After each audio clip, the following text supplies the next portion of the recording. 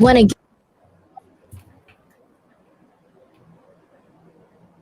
The following may contain language which will be offensive to some people and inappropriate for children. The topics discussed may include drugs, alcohol, or be sexual in nature. This show is intended for mature audiences. Listener discretion is advised. I'm serious. It's dirty. Really, really dirty. Still here? Then pour your favorite beverage, sit back, and let's get this fucking show started.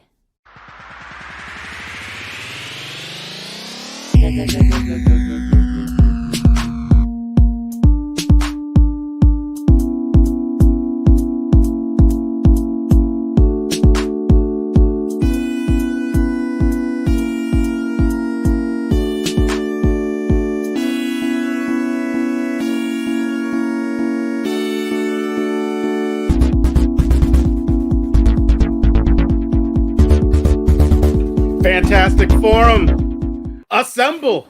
You're listening to Fantastic Forum, the premier show about comic books and your live weekly conversation about entertainment and geek culture. We are the Fantastic Forum, coming to you live and direct from Fantastic Forum Studios, Los Angeles. Hope you're having a wonderful morning, afternoon, evening, or night, as the case may be, depending on where you are in the world. And if you're not, you should stick with us. We'll help you take it up a notch.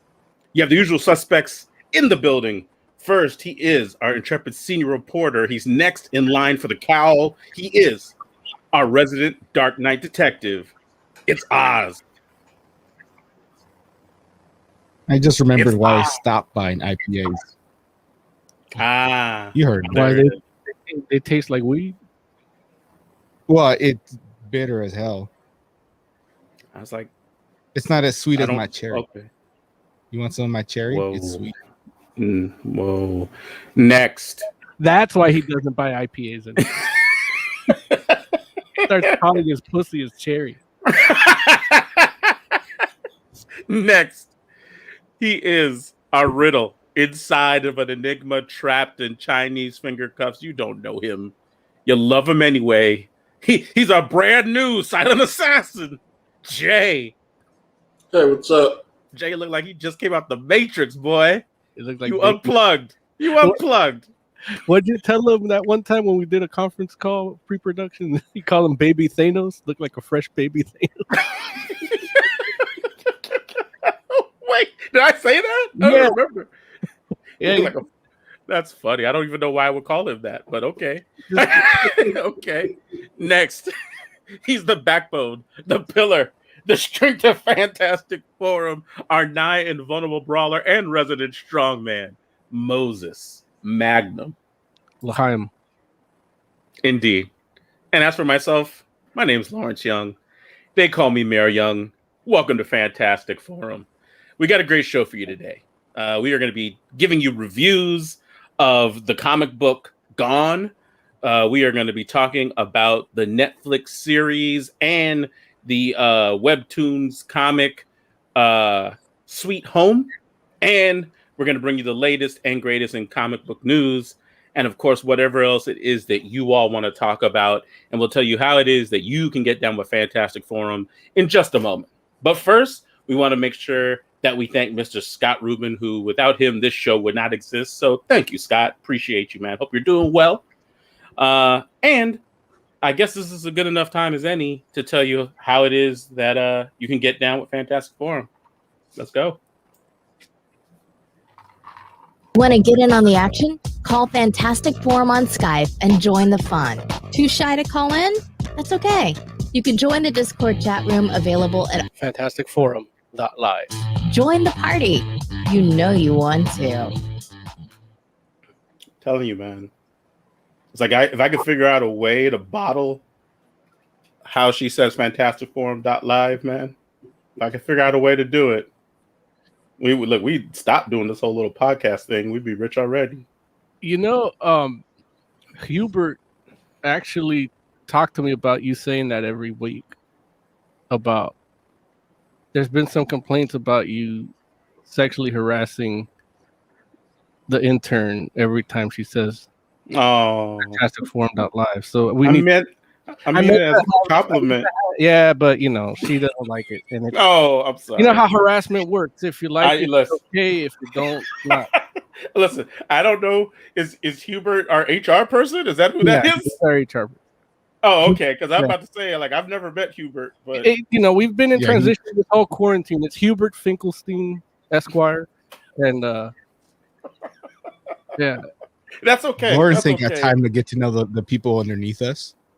he's working Nah. from home, so Absolutely, man. Look, everybody knows me, man. I'm big man CEO style. My office is the whole top floor. You need a key Is card to get up there. is the Okay. problem that it's Lawrence doing it? Because I never got a complaint when I did it. Mm. When you did it, the intern wasn't at your place. I mean, she was at your place, but we didn't have an HR department. Like, I think you're the reason we had to get the HR department, and now that Mary's makes sense. getting hit. So, it's corporate life. Corporate life. That's the cost of doing business. That's okay. That's okay. It's like I will definitely change the tenor and the tone. Yeah, but now I can't even say, "Hey, you're not doing things right, intern," because it seems retaliatory. Mm. And I don't think I said retaliatory right. So do I have to start wearing pants? Oh Lord. See. No, I mean when the intern's at your place working on stuff, yeah, but that hasn't been the case all 2020. So you're good. Like no one wants to know your pants situation, Oz. No one's asking about Some of the that. Like audience you keep bringing it up, and we keep telling you we don't want to know. This feels like he's not going to be satisfied until he gets tubing. Look, there's no sense of wasting airtime. You got to talk to Hubert about that. Anyway, so yeah, gents, how's it going? Like it's not like it's only been a week, but at the same time, it always feels like too long until we all get together again. It does. Yeah, but it's cool, man. I just watched that Spider-Man teaser thing. The Spider-Man teaser thing, the new title for the next Spider-Man movie. That I think that's what it is. I don't know. My friend just sent me a thing on TikTok, which I don't have TikTok, so he has to send it the link, and then the link opens up another thing. So I always hesitate to click on them. But yeah, I just I clicked on it right when I was calling you guys. That's why it took a little longer to come on, and I'm like, I was hyped, man. I don't know why. I just now I got that Spider-Man song stuck in my head, and it's like I think what helps was that last Spider-Man movie I enjoyed. So.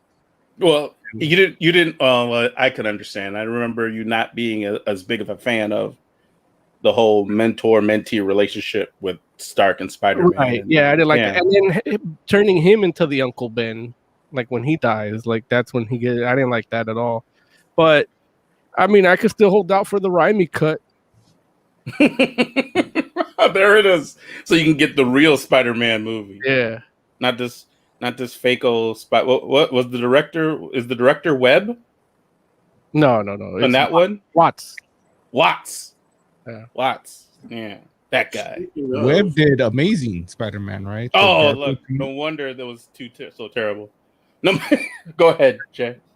Tiger Claw in chat says, "What's so fantastic for him? What do you guys think of the title of the third Spider-Man movie? No Way Home." I like it. Yeah, it's cool. Like, it's interesting. Like, I don't like.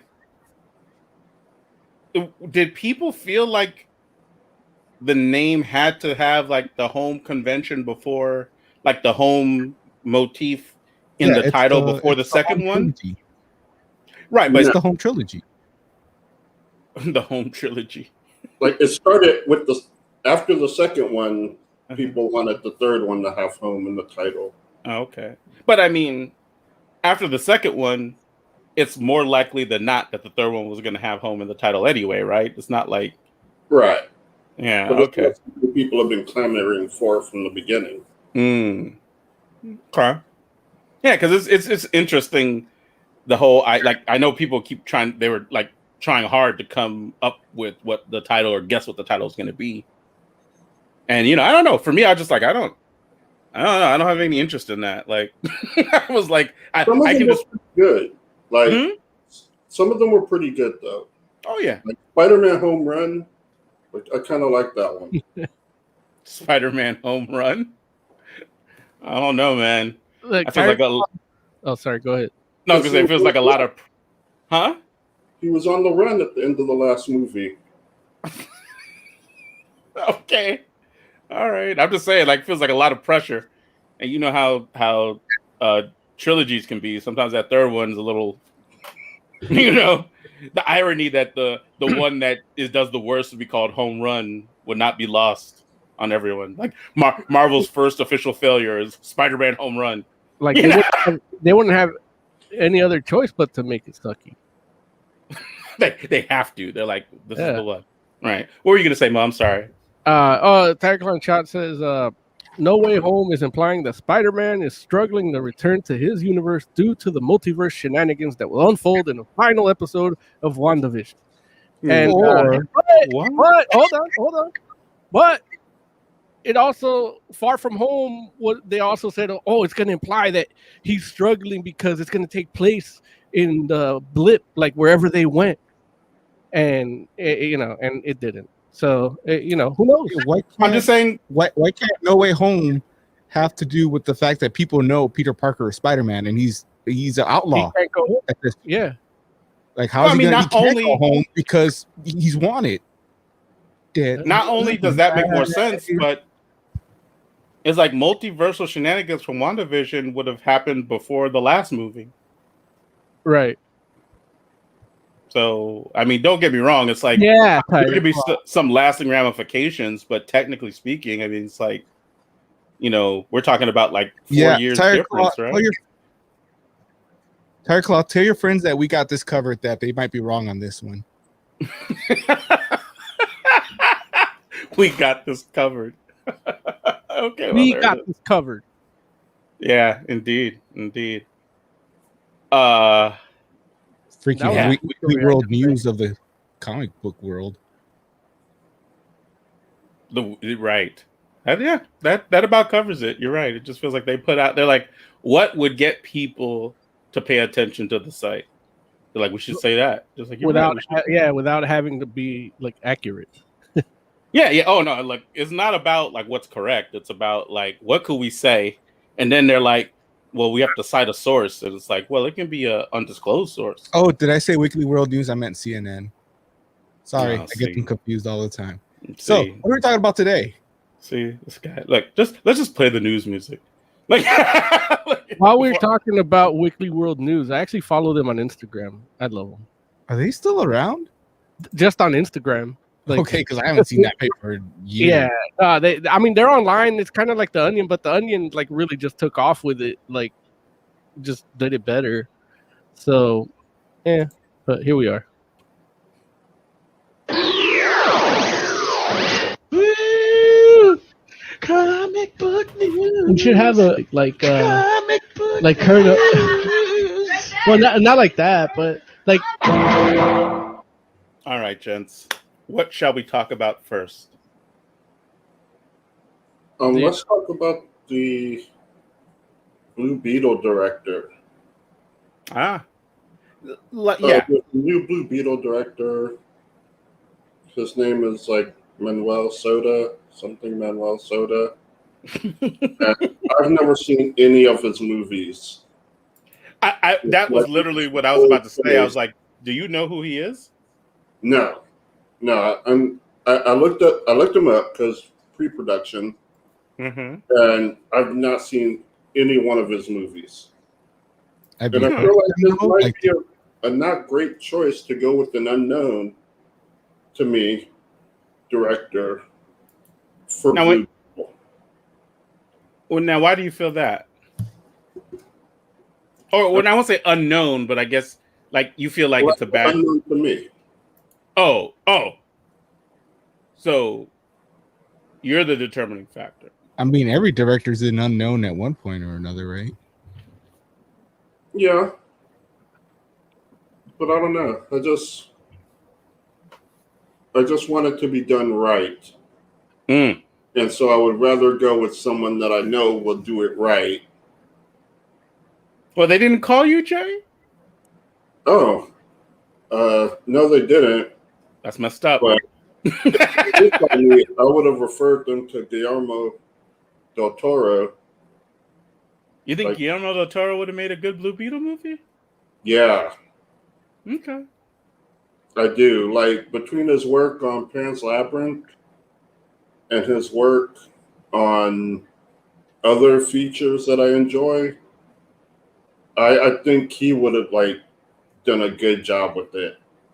No. His Tales of Arcadia joint is actually really good. Mm-hmm. Even though it's for a younger crowd, it's, like, not talking down. So if you get, like, a little Pan's Labyrinth, a little Tales of Arcadia, a little something else. So Del Toro would go with the alien origin or like the Egyptian, like Egyptian analog, the one that came out in Wonder Woman, that country. Forget the name. But I think he would go with the Egyptian.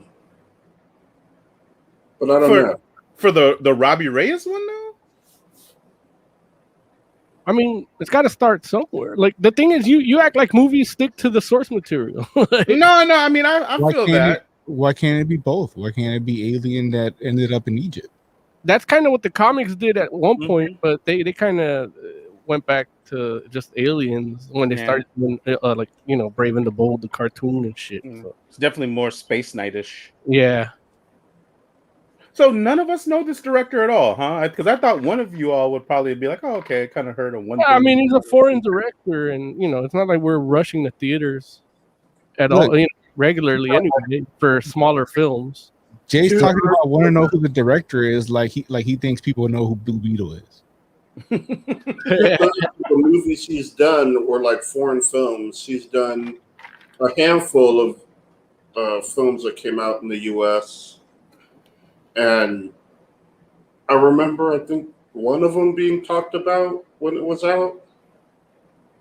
Frailty. Like, I feel like I did hear about that. Yeah, that sounds familiar. But again, I didn't see it. So. Okay. I've heard people already or seen people already seeming to campaign pretty hard for I don't know the kid's name, the dude from Cobra Kai, like the main Cobra Kai student. Yeah. They want him to be Blue Beetle. I think he could do it. Yeah, I think it's a good choice. And I think Blue Beetle would have a similar quality it'd be of similar quality to Cobra Kai. Mm-hmm. Not talking too much down on Cobra Kai, but it's kind of cheesy looking and stuff like that. So, and I think that's how it would be.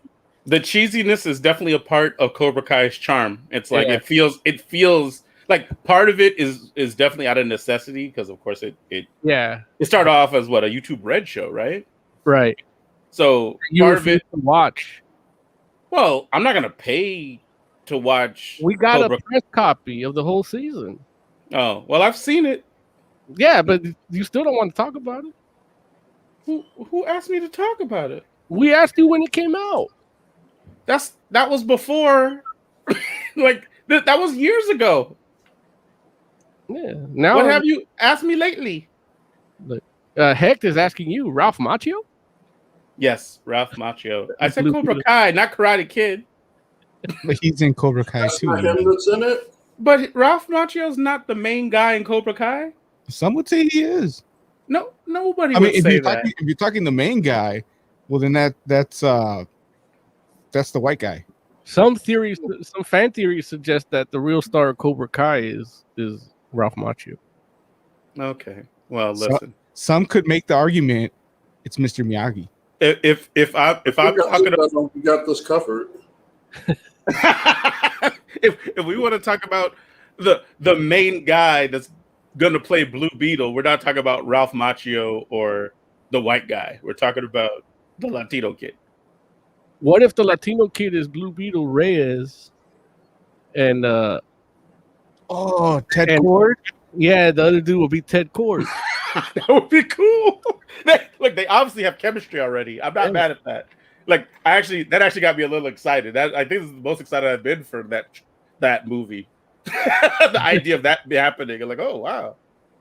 Can they hire that Soto guy and get the guys from Cobra Kai to do it? Wow, Sorry. like that kid from Cobra Kai, his first name is Cholo. His name's not Cholo. Well, it's spelled XOLO, but it in traditional Spanish that X is pronounced like a CH, so it is Cholo. Cholo. So it means hair. His name means hairless. That fool got some hair though. Is that what Cholo means? No, XOLO, because escuincle means dog, and Xolo means hairless, I think. And so Xolo escuincle, that breed of dog, is a hairless dog, the Mexican hairless, like jackal-looking dog. Oh, okay. I listen. Why are you looking at me like that? I'm just trying to figure out like how we made I guess the whole breed of the dog is Escuelas Cholo? Xolo escuincle, yeah. Okay. Listen, I don't know enough Spanish to understand the Oh, jump. it's not Spanish. That's that native tongue. What native? Like Aztec. Damn it. Aztec. You're confusing me even more, man. You understand? You look, some things I don't know, Mo. You gotta bring me along slow. That's what I was telling you. Yeah, you gotta bring me along slow. I'm like, I could just see you, I could just see you with your neighborhood puppy, like, hola, escuincle, and the guy's looking at you like, what the Patrick, in chat, he's asking if you guys are interested in Paramount Plus. They had an investor stream and they announced a ton of stuff. What did they announce? Like, did they announce anything that we actually want to watch? There's a new Star Trek cartoon. What's it called? Prodigy. Yeah. Star Trek Prodigy. What's that about? Oh, go ahead, Mo. Well, that's what I'd be interested in it for, would be the Star Trek stuff. But so far, Hulu's got everything, and then when I can't get there, I get on CBS All Access, which I don't have yet, but I'm not there yet in my fandom. Now, you realize that CBS All Access is morphing into Paramount Plus. Oh, is that what it I is? did not realize that. Yeah, no, I didn't know that either. Yeah, that's what happened. Okay. So, like, why the fuck Tark asked me for? Like, people are like, it. Yeah. That's like, so. Yeah, you know. Why? And that's just so they can broaden the banner of things they can put on it. Stuff that's not on CBS. No. I think it's like a CBS isn't doing great. Like, it's doing good. It's a branding thing. Do better. Yeah, so what happened was, like, Spike TV turned into the Paramount Network, and it only lasted like 3 months. And they canceled Ink Master and like Bar Rescue and all these things, and started doing these actual like content. That they did a Waco miniseries that was actually really, really good, but nobody saw it. And so it failed, and now they're morphing all the stuff from Spike and movie, and they're getting all the movies because Paramount, and it makes sense that it's morphing because Viacom is owned by Paramount, and CBS bought Viacom at 1.2, and see, but that's the thing. So it sounds like they have a branding problem then, not as much like, you know, it's like, because don't get me wrong, like they got two issues definitely, because I have CBS All Access. I did not know that Paramount Plus or CBS All Access was morphing into Paramount Plus, and it's like I actually watch it, so I'm just like, if I don't know that, I've seen the commercials don't indicate that to me at all. And as a person that actually has it, it's like, if I don't know it, then people that don't have it definitely don't know. So it's kind of like, you need to. Okay, I don't know. Hey, where do they tell us that? What commercial? We were hoping Joe would tell us. all the commercials I've seen are the ones with them on the mountain. Yeah, that's the Paramount Mountain. No, Yeah. I get it, but That's not the CBS Mountain. That's nothing about CBS All Access. exactly. That's the whole point I'm making. Is like I just It's thought the Paramount Mountain, and you have Star Trek characters and other CBS All Access characters climbing the Paramount Mountain to the new Paramount Plus. yeah, program. but if you don't tell me that one's changing from one to the other, I'm thinking you're just launching a separate thing. It feels like what happened with HBO Max and DC Universe. a lot of CBS stuff, maybe not on All Access, but initially was the stuff that CBS produced, but that was owned by Warner Brothers. And that's because they had the rights for it. They broadcast it originally. Mm-hmm. But once HBO Max did its thing, they lost it. And I guess now they have less stuff. And really, like, why pay all those actors to climb that fucking CGI mountain and not tell us that it's turning into it? Like, they had a Super Bowl spot. Like, everybody would know that it's turning. Look, I was like, there's a Vulcan on there. Like, well, I got to pay attention. And then it has nothing to do. It's like, oh, it's something else. It's like one of those, like that one Walmart commercial that has all those cartoon characters in it. There's like, a Vulcan there. It was literally Spock. Look, it wasn't Quinto and it wasn't oh boy Nimoy. So that's just a Vulcan to me. So Tiger Claw is saying they also announced Avatar Studios. They're going to make a ton of Avatar: The Last Airbender shows and even an animated film. I mean, that was announced. Isn't that already available on the current services? What? New stuff? No, like I mean, you can watch Avatar on other streaming services, but no new content. But Avatar Studios is new. Right. Wait. So that got announced at Paramount? At the Paramount? Oh, Tiger Claw is saying. Okay. They own Nickelodeon? Obviously, it sounds like we don't care. Well, so hold on. Paramount owns Nickelodeon. Okay. Look, I don't know. I don't know what Paramount owns. Like, you know, like I guess that's the thing for me where this kind of goes back to the thing where it's like if you have CBS All Access and it's expanding into Paramount Plus, it feels to me like that is kind of the exciting thing to kind of talk about. Where you're like, hey, like you're gonna get more than what you had before. And that's how you entice people to be like, oh, maybe I'll give that a try. You know, like, you know, especially like there are all these people that like Star Trek but didn't want to get CBS All Access. They're like, well, maybe now they get access to more stuff.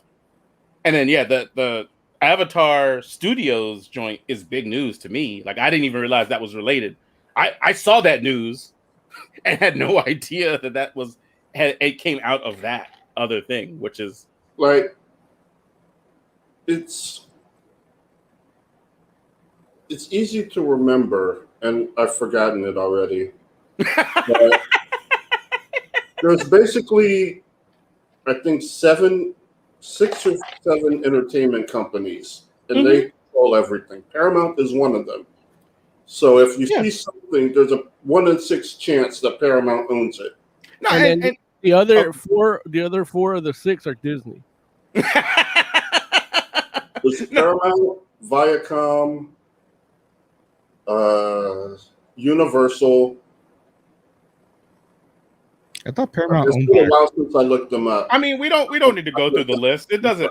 No, I mean, and you're right, but I guess like it's Disney, Lucasfilm, DreamWorks, Pixar. Right. It's like that's what I'm trying to educate you on, Oz. Yeah. That's all under Disney. No, he knows that. Not Pixar. He knows that. I mean, not DreamWorks. He's saying those are the ones that matter. So you're saying Disney is the matter. So what you're saying is Disney is what matters. And I thought Mary Young was the fanboy. Apparently it's us. I was trying to be nuanced. Oh, dude. But no, I mean, that's the thing where it's like as big as Paramount is, it's not the big dog. So they got to work a little harder. So what we were saying, yes, Avatar Studios is exciting. Yeah. The original creators are the head of it. Mm-hmm. This Netflix show is fucked. Why is that? Officially.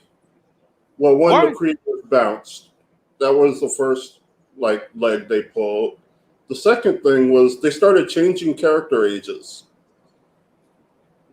I don't listen. It's always bad. Like that's never worked out. I can't think of one time where that's ever worked out. but they literally They just almost ruined Jurassic Park. the movie Jurassic Park.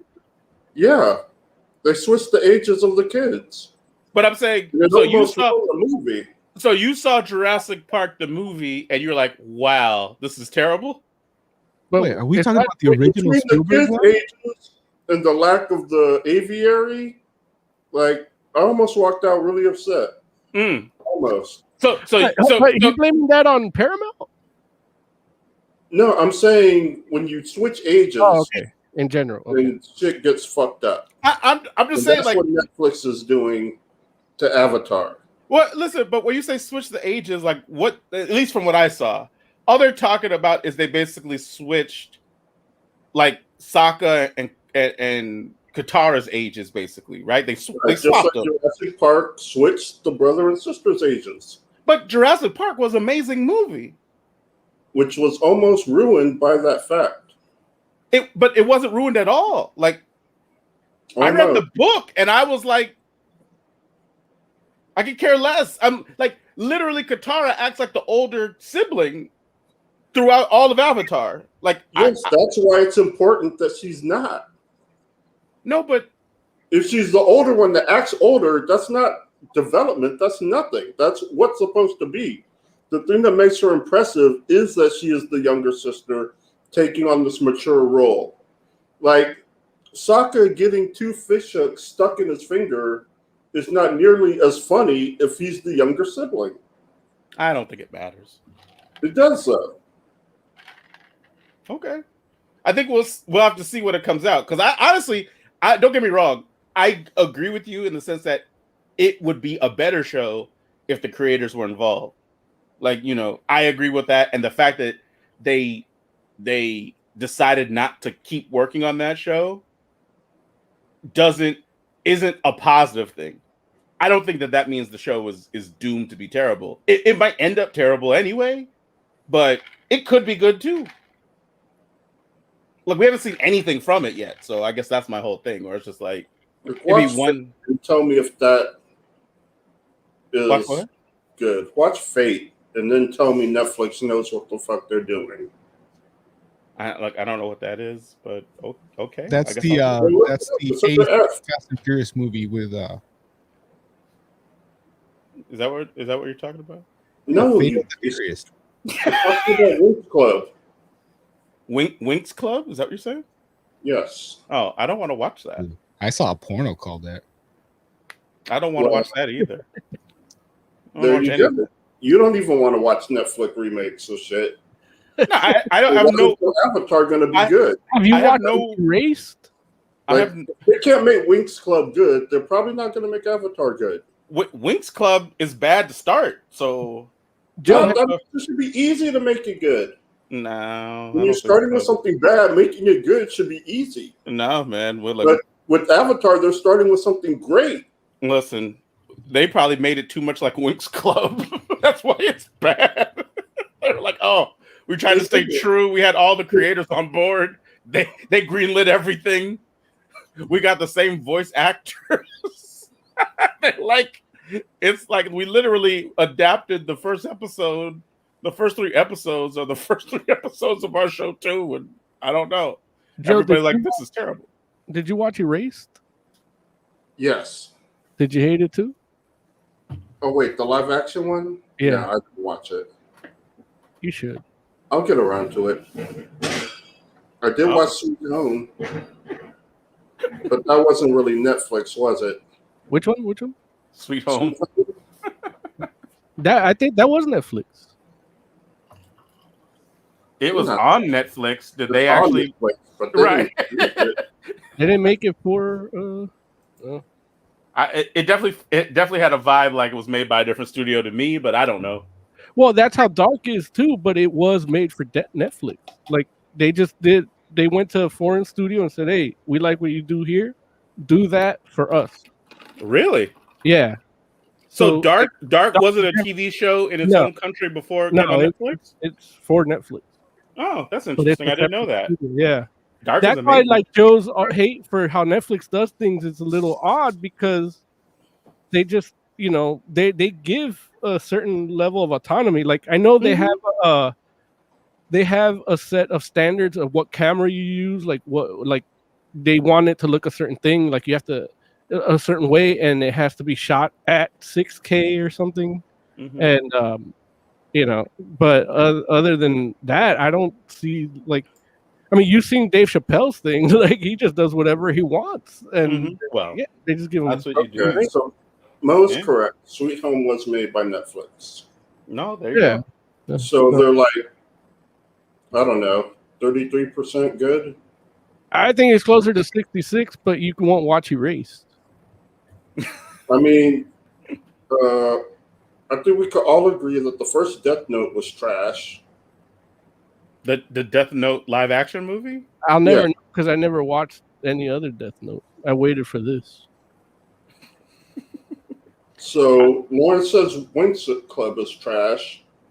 Well, I say that about Winx Club in general, not Netflix specifically. I'm so happy. I'm just saying, like, I've never actually watched a single episode of Winx Club. So for those of you that are fans of it, I apologize for prejudging your terrible show, but I don't like it. I don't like it. It's not for me. Let me put it like that. It's not for me. I can't say I don't like it. I've never seen it. I look at it and I'm like, I don't want to see that. So, I don't know. If y'all want to send in or put comments or do voicemails to convince me to watch it, if they're compelling enough, maybe I'll do it. But I bet y'all you won't. I promise you, if you watch Winx Club before you watch Witch, we're done. We're done. Oh, okay. That's fair. Listen, new Joe makes ultimatums now. Now, which I gotta get used to this guy. The Disney joint. It came on at the same time as Winx, but it was like 10 times better. Yeah, I don't. What? Jay, I thought he was talking about the movie with the witch. Listen, this was talking about stuff like maybe I'm trying to watch any of it. Maybe Joe should start his own channel. Listen, so Avatar Studios is exciting because it does, like Jay said, it has the creators on board, the original creators of Avatar: The Last Airbender and Legend of Korra on board. Like Tiger Claw mentioned, the first project they said is coming down the pipe is an animated feature film. I don't think they mentioned though, like what the feature film is going to be. Like I don't know if they've said. I don't think they said it's going to be like Avatar: The Last Airbender, or it's going to be like I thought it was an older. What was homeboy's name? Aang. Yeah. Yeah. They don't actually say that though. No, they don't. Like I'm sure that's what people are assuming, but I don't think they've said what it's going to be. They don't, because it could be The Last Airbender. It could be Legend of Korra. It could be something completely new. I thought I saw something about that, like concept art at least. It's probably the Netflix show. The thing is, most likely, and this is just me guessing, most likely it's going to be a Kyoshi movie. Oh, that would be cool. I would like that. Tell the people who Kyoshi is for those that don't know, Jay. Kyoshi is like the first Earthbender. She shows up in Avatar: The Last Airbender and teaches Aang a couple of times. She was one of the people that was pushing him to kill Fire Lord Ozai. When she mentions that she actually ended up killing a guy because he just wouldn't move while she was doing stuff. So, she's got 2 books out. She's got 2 books out recently, like within the past year, and they seem to be like kind of pushing towards her. So that's why I think the animated joint is going to be her. That'd be interesting. So yeah, that'd be cool to see like what comes out or what starts coming out of Avatar Studios, and it'll be interesting to see if it all like Avatar related stuff, or if some of it ends up being something a little different. Well, they said Avatar, so I'm assuming it'll all be in universe. Heckzilla in chat says, I understand Jay's viewpoint, and I agree with it. Thank you, Heckzilla. I appreciate that. I think he just wanted to be featured on the scroll. Tiger Claw says, if only they announced a studio called something like Turtle Studio. It made nothing but TMNT shows and movies. You know, before the Batman TMNT crossover, I would have said, I don't need it. But after that, I think I would like that. I feel like the amount of Turtle stuff we've been getting has been pretty perfect. Like, it's not too much, it's not too little. You know, they came out with some stuff, and some of it's not as good as other stuff. But like, you know, like, I mean, honestly, I like, as far as a fandom goes, or I should say, as a Ninja Turtles fan, you know, there was a long time where there was like a lull, and it might be about time maybe for like another Ninja Turtle movie, whether that be animated or live action. Well, no, not or live action, animated. I'm so over live action Turtles. Say what? I'm so over live action Turtles. Yeah, like Michael Bay kind of killed it, right? So, but anyway, the fact is like another animated movie would be cool, and like, you know, we got like the comic is good, and then we got The Last Ronin recently, so it's like I can't be mad at it. Mentions issue number 2 came out this week. Jay needs to get it. False. It came out last week. It's true. It did come out last week. Nice. Yeah. I will get that, Tiger Claw. Yeah. All right. What's next on the news docket? Who else has a story they want to talk about? Let me look in here. I saw something. Oh, the Superman and Lois premiered yesterday. Oh, we need Oz. Yeah. I didn't watch it. Which, you know, I mean, I probably will at some point just to kind of see, but I didn't watch know how. I didn't watch it, but I probably gonna echo what you were gonna say, which is it's a swarthy ass Superman. Yeah, I'm not a fan of that. And that Lois looks like that's his mom. That's messed up. That's hilarious, though. Look, you wouldn't be laughing if it wasn't true. No, I mean it's funny, and you know, I mean, don't get me wrong. I feel like she's age appropriate. He just looks a little young. No, it's not about the age difference or anything. She just has a mom look. Like, she doesn't have the young, like, hungry reporter look. Like, yeah, you know, even that characterization of Superman is a little young. It's not exactly Smallville, but it's like, it's not, you know, look, there's not Brandon Routh in Superman Returns. And even in that, I mean, look, we were critical about that Lois. That Lois looked like she was 15. So, you know, Lois has to have a specific look, and it's youthful and energetic. Yeah. But not like running after the ice cream truck and not running for the Ben Gay at the CVS. Just cast somebody from like that looks like the cartoon character. Just do that. Right. The cartoon was perfect. Yeah, the cartoon's amazing. The cartoon, like the definitive Lois Lanes are friggin' Margot Kidder and the cartoon Lois. But that Superman did like grow on me. Like, I'm not as anti-swarthy Armenian Superman. Listen, it sounds real racist when you say it like that. Well, no, I'm not saying it. It's just swarthy. Like, look, it's not a derogatory term. I looked it up. Yeah. You know, I could have said, you know, gypsy Superman. No, see, that's wrong. Exactly, that would be wrong. You should not say that. I'm not, you know, like, where was that Superman when Turkey and Azerbaijan were having their conflict? That's crazy. But now that you're back. Yeah, go ahead, Jay. No, I'm saying, now that you're back, what do you think of this show? We're sure you watched it.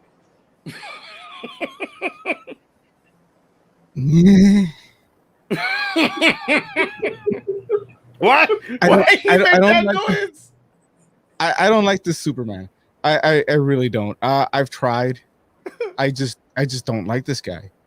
And the actor is doing a decent job. I mean, he has played the role the way it should be played. Like he sounds and does things like Superman. Clark Kent, okay, and as Superman, he just doesn't look like Superman to me. No, he doesn't. He doesn't look like Clark Kent to me. No. So like, I just it bugs me. I don't like it. I don't like him. What superhero should he play? Him? Yeah. Deathblow. Deathblow. That's interesting.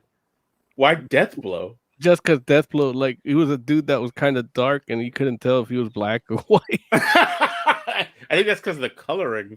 Yeah. He's definitely a white guy. I feel like that fool could play, like, he shouldn't, but I feel like he could play Living Lightning. So, and look, the way they write this Superman, the bad parenting aside, it's the way Superman should be written. Again, put aside the parenting issue. I don't like the kids. Now they have more than one kid. Yes. Oh, you didn't see it? Figures. No, I didn't see it. Like they had one kid in the Arrowverse, and then all of a sudden he's got two. Apparently they're twins too. Jonathan and Jordan. And Jonathan is the athletic football guy. Jordan is the emo Kylo Ren kid. Wait, how old are these kids? Like they're teenagers. They're freshmen in high school. They're freshmen in high school. They talk about this whole big place in. What is happening? They oh, fuck. It's difficult when you don't watch the show because now I have to explain stuff to you Oz, that they explain in the show. Let me ask you this real quick before you go into that. Does this Lois now look like she's a grandmother to these kids and Superman's mom? She doesn't look that old. But she wouldn't have been my first pick. And I like that actress. She was great on Grimm. Yeah, but that was 20 years ago. Oh, she was the wife on Grimm, huh? Yeah. Yeah, she is good on Grimm. Didn't we hang out with her and the guys from Grimm at Comic-Con one year? Yeah. I think we did. You weren't there, Larry. Wait, I wasn't there? You probably were. Oh, I was like, damn, I feel like I remember being at the Grimm party, but maybe I wasn't there. There wasn't a party. We were just chilling at a table. Oh, then maybe I wasn't. We just went up to the hotel to get lunch. Yeah. And there they were. The cast of Grimm? Yeah. Oh, okay. Well, here's how the cast of Grimm joined the Fantastic Forum party. Okay. Hey, that's what happens to us, right? Yeah, that's fair. I don't remember inviting them, but you know, I like the show. Yeah. So this sounds wild. I didn't realize they have grown ass kids. Like, why? I don't even understand. Why would they do that? Like, that'd be a better show dynamic? Why? Well, at one point they looked at each other and then they just aged up. It was the craziest thing. He's making a WandaVision joke right now. Is that what he's doing? It was accurate all along, Larry. The messed up part is it's like okay, that did happen, and it actually makes complete sense in WandaVision. I'm like, did Superman do that? I don't know. It doesn't make that much sense, but it makes sense because WandaVision make a lot of tell sense. me those kids aren't. Tell me those kids aren't Wiccan and Speed in the Superman and Lois. Oh, I didn't watch it. God, I hate you both. Well, listen, don't be mad at us. People apparently did watch it because the show got some pretty good ratings. I'm gonna watch it. Look, if you want, we could do a one shot on it. But yeah. Listen, it's not. I didn't know it was premiering. Nobody told me. Larry, Oz told you in a production text. I don't think so. He said it's on tonight. You can watch it tomorrow on the CW app. Verbatim. Oh, okay. I mean, yeah. I verbatimed all over it. I guess I'll go to the CW app then. I shouldn't have to though, right? I should be able to watch it on demand. Yeah, if you're a Neanderthal. If you're as Neanderthal. old as Lois, that's what you do. That's what it is. But like I was saying, this Superman is a little bitch. It was clear when That's something you should never say about Superman. Well, exactly. So it shouldn't be this Right. guy. No, I agree. Even in Crisis, when this Lois Lane runs into a real Superman, Tom Welling, like she like a river just flowing, like she watered the crops at the Kent farm. It's messed up that Tom Welling's the real Superman. Well, look, you stand Compared those two to this next to guy. each other, which they made that mistake. They put those two guys together, and you can see Ralph which one's too? the Superman. And when she saw Brandon Routh too, she didn't get as wet, but he got his cousin going pretty good because Supergirl wanted a piece of that. they were calling her Mira when she saw Tom Welling. She's so wet. That's a nuance. Yeah. I like it. You got to be a pervert and a comic fan to understand. And on top of that, only one of the kids has powers. That's an easy way to do Superman Red and Blue right there.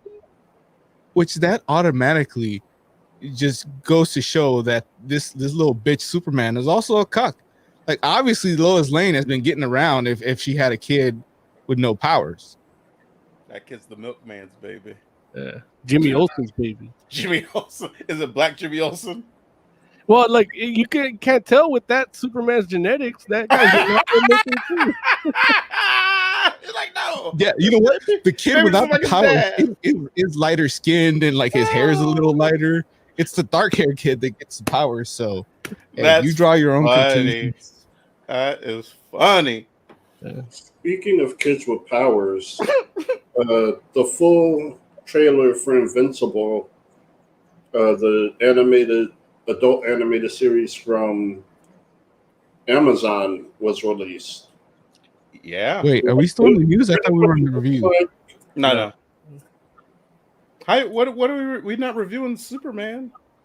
He wanted. I thought that's what we were doing. I was getting into my chunk, and now it's like, okay. Well, he put it in there so we could talk about it, but nobody watched it. So we're gonna have to do a one shot. So it's news to you guys because you haven't watched it. Yeah. I mean, we could talk about it next week. Well, the news story is that it was the biggest the most watched CW show like live in history. So that's the news story. I don't know if it's history. It's the biggest live show since the Flash episode of Crisis on Infinite Earths. Yeah, whatever. Well, it's not a hard number to get when you got Batwoman. But yeah, Joe, you were talking about that Invincible trailer. Talk about, real heroes with full genetics. So the full trailer came out and it looks a lot like the teaser trailer, honestly. You think so? I thought so. Okay. Well, I mean, it's clips from the same show. Yeah. All right. I don't feel I got any more information from this full trailer that wasn't in the teaser. Now, I will say that I felt like you did or you could have, but I have to. The full bias is I've read the comic, so I have some idea of what the story is, and they definitely give you. Like, I felt like the teaser was that. It was actually a tease. I feel like this trailer is definitely more about, like, okay, this is the direction the story is gonna go. But at the same time, I think they're not trying to spoil things. If you haven't read, like, say, if you haven't read the comic, they don't want to, like, just give the story away. Does that imply that it's gonna be like the comic? I think it will be, but I don't know. Everything I've seen, the comic before it comes out. You said you need to? Do I have time to? It's only 75 issues. I don't think that's true. How many is it? I think it's at least 100 and something. Oh, all right. Yeah, maybe. I got like 9 trade paperbacks. So I know it's like 3 omnibuses. yeah, and that's The usually omnibuses are big. yeah, that's usually about 90 issues right there. Imaging omnibus is usually about 32 issues. Yeah, I'm gonna look it up real quick because I know it's at least in the hundreds. Now I'm excited. I've read a little bit of Invincible here and there, and from what I see, I like they didn't deviate in design that much, and it looks like the comic in motion. And yeah, exactly. Just on that, even if they change the story, I can't be mad because fuck, we're getting the Snyder cut in the end of this next month. So it's like, look, this is better in terms of an adaptation just based on design, and it looks great. It looks like Otley's art anime just looks amazing because it's so kinetic as it is, right? And I wonder if they'll do the female male rape. That's a good question. That's a good question. Like, I mean, they should. It's an adult animated show. Yeah, but it's still people cancel and complain, and I mean, I could totally see, people like not getting or feeling as though it doesn't either handle it well or like it's not like somehow like not handling it well or not taking the issues seriously enough. Like I could see people like saying that if it's portrayed like how it was portrayed in the comic, and that's not to say that I would agree with that, because I feel like like don't get me wrong, it's obviously a different perspective, but it would be interesting to see how people react to it, and if they actually if they decide to do it, man, hey, they are going all in. It looks like from what I'm looking at here, it looks like it was 144 issues. I don't know if that counts like Guarding the Globe and all those. I know it doesn't count guarding the Globe, but I mean like annuals and stuff. So, but yeah, but it's a fair amount of books. So, yeah, but it's a great comic. It looks like it's omnibus, right? Go ahead, Jay. What? The first season shouldn't go past the first omnibus, right? I doubt it. But I mean, honestly, I will tell you, it would not I wouldn't worry about having to read the book before watching the show. It's like watch the show, then read the book, or read the book, then watch the show. I think you'll enjoy both. Like I feel like it's probably gonna be a Walking Dead kind of situation. So it'll start off really good, and then it'll just... That's not what he meant. I mean, I'm just listen. I understand that people definitely lost as like the amount of interest they had in Walking Dead initially. I don't think that means that the show got bad. I think people found other things to do. Well, it went on a little too long, like to really just go out in a blaze of glory, I don't know if that's true. Like, I mean, no, it is true. I've been watching, but the thing is, you're a dude that'll read comics to the end. But TV is not like that. TV there's a certain period of time when shows lose their luster, and it's not that they're bad; they're just not new and fresh anymore. So I mean, you're agreeing with me. That's exactly what I'm saying. Says it did get bad. I don't know. I didn't watch it. All I know is if it would have ended in 6, everybody would have said it was a right, a masterpiece. Yeah, you're absolutely right, and I did watch it, and I'm saying exactly what you're saying, in the sense that the show is not bad. It's like I don't even know that it's necessarily even a dip in the quality. Like a lot of the stuff that they brought in after what would be considered like the peak of the Walking Dead stuff is stuff directly from the comics. that is good stuff. Too late. And don't, huh? It's too late for me. Like they should have been like the comics from the beginning. I mean, they were like the comics from the beginning. It was like alternate. It's almost like the MCU. Right, and I have my issues with that too. Yeah, but the MCU is like the comics. It's just like other things too. Well, actually, it's like two different types of comics, I guess.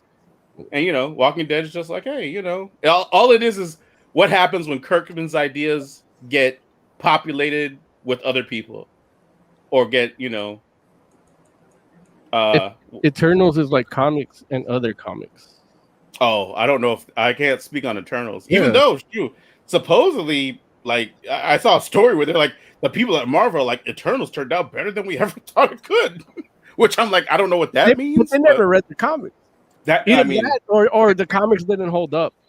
Like I don't know. How are we ha-haing? Like I didn't say it. Marvel said it. I haven't. But I was gonna go to the comic shop today, and I didn't because half the comics I wanted weren't gonna be there because Diamond has more delays, and luckily I buy digital, so I was able to get my comics where you plebes weren't able to. I got mine. That's because you're not reading Red Sonja Mars Attacks crossover. Oh, okay. I mean, don't they all come from the same place? Except for the DC stuff. Right? My stuff shows up on time. Okay. But yeah, they had delays, and I guess it's because of the weather. Is that what it was?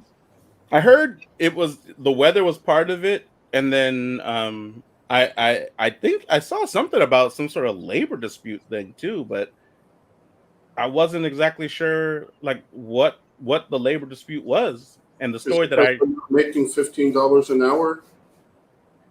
It's because they are or not. I'm asking, is it because they're not making $15 an hour? I have no idea. I don't know. I don't even understand how a labor dispute factors into comic book distribution. Well, they pack the comics. Who? By the way, Galactic7 in chat says hello. What's up? Hello. But the people that get paid to work are the ones packing the comics in boxes and loading them on trucks. Crappily. Yeah, but there's a reason why they don't get the $15 an hour. Yeah, or it's a chicken and the egg thing because if you pay them more, maybe they'll care more about the comics. I got it. Absolutely. Like, listen, I don't even understand how that's even a question. Like, when you pay people more, they take better care at their job because they want to keep it. You would think so. That's not. Larry hasn't tried to go get a business license at City Hall. Yeah.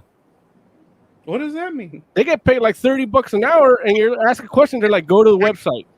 No, but that's no. But go to the website. A government job, they can't get fired. That's not like that has nothing to do with pay. Pay them less. No, if you don't see, if they can't get fired, it don't matter if you pay them less and they can't get fired. They're not even gonna talk to you. At least they'll tell you where to go. Pegzilla in chat says $15 don't matter anymore. That was 2010 value. We need $20 an hour now. Why not 30? While we're at it, fuck it. I mean, all we're talking about is living wages. Pay if people working full time, pay them enough so they don't have to have a second job. That's all. I mean, if you brought the cost of living down, then that would help too. Yeah. I mean, the number we need is like 21. 21. Look, like there's no $20 an hour. If you're working full time, you'll be above the poverty line. There's no real number in the West Coast and the East Coast, not the Mid Coast. There's no mid coast. You won't be above the poverty line in the. You don't need to be 21 an hour to be above the poverty line where I live. Well, that's not what I said though. I said you won't be above the poverty line. I said you won't be below the poverty line. Well, you won't be below the poverty line at 23. What the hell's your point? Like I could just say a number. What's the point? My point is that the poverty line where you're at is different than the poverty line where I'm at. No, I mean the poverty line is a national thing, so it's actually the same wherever you are.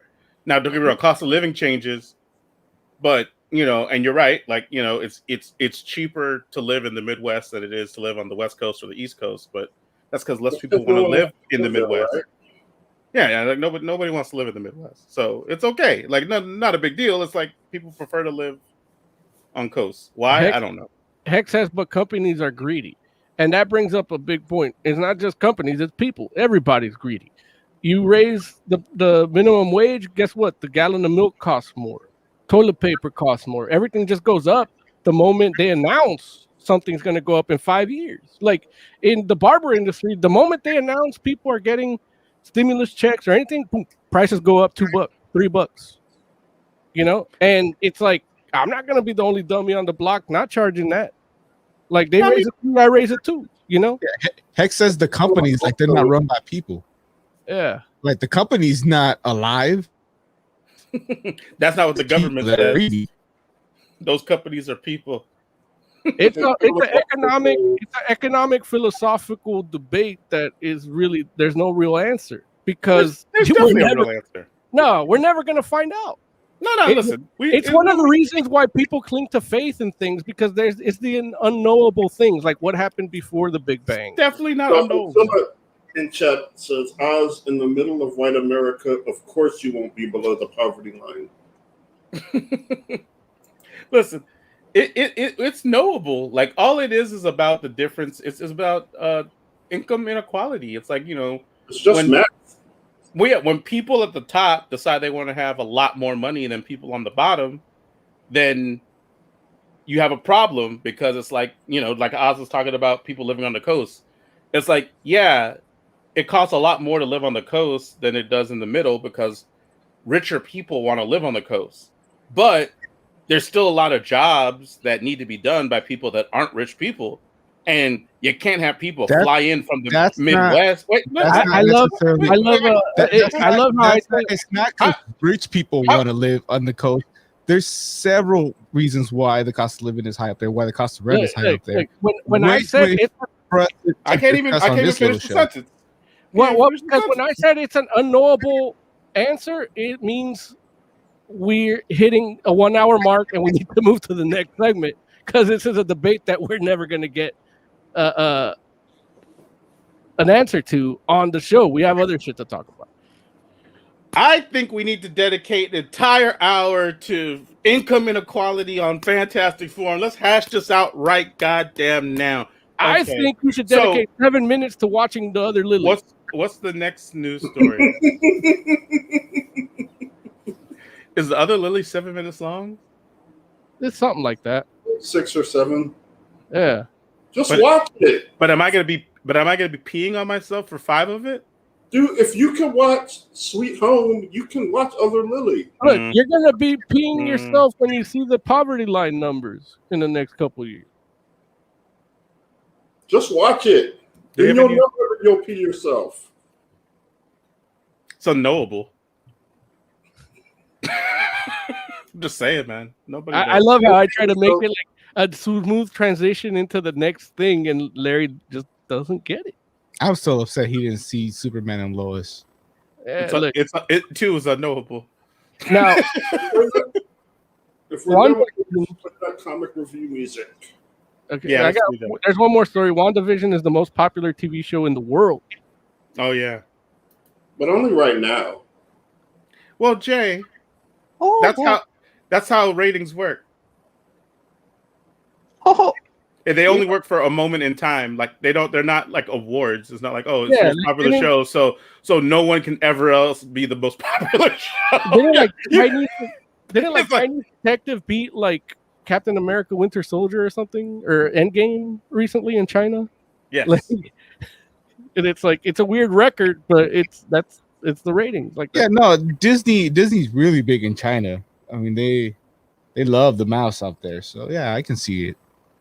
But they hate Winnie the Pooh, or at least the government does. Just the I guess I don't know if you want to call him president, dictator, whatever the leader of the country because he gets compared to Winnie the Pooh. Right. I think isn't he like the supreme commander? I know he's not considered the president. I think. Wait, oh no, I'm sorry. No, you said China. Yeah. China. They don't know. Just Larry, I know you think they look the same, but they're not. No. Well, Were you thinking Korea? Because that's not supreme commander. He's a chairman. Is he the chairman? Yeah. Him and Frank. Look, I'm just saying that's who I thought looks like Winnie the Pooh. No, the leader of China looks like Winnie the Pooh. Look, Larry looks like a crazy man. Larry was the one that brought up on this show how they think he looks like Winnie the Pooh. And Winnie the Pooh and Barack walking together and me and Peter walking together. And we laughed, and Larry doesn't remember that. I don't think I do. Yeah, we were at your house on a Wednesday night. That's because CNN hasn't talked about it in like 4 years. Wait, what?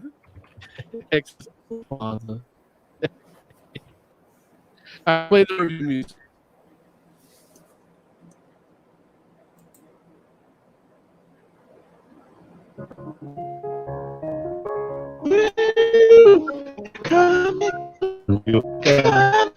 Like review.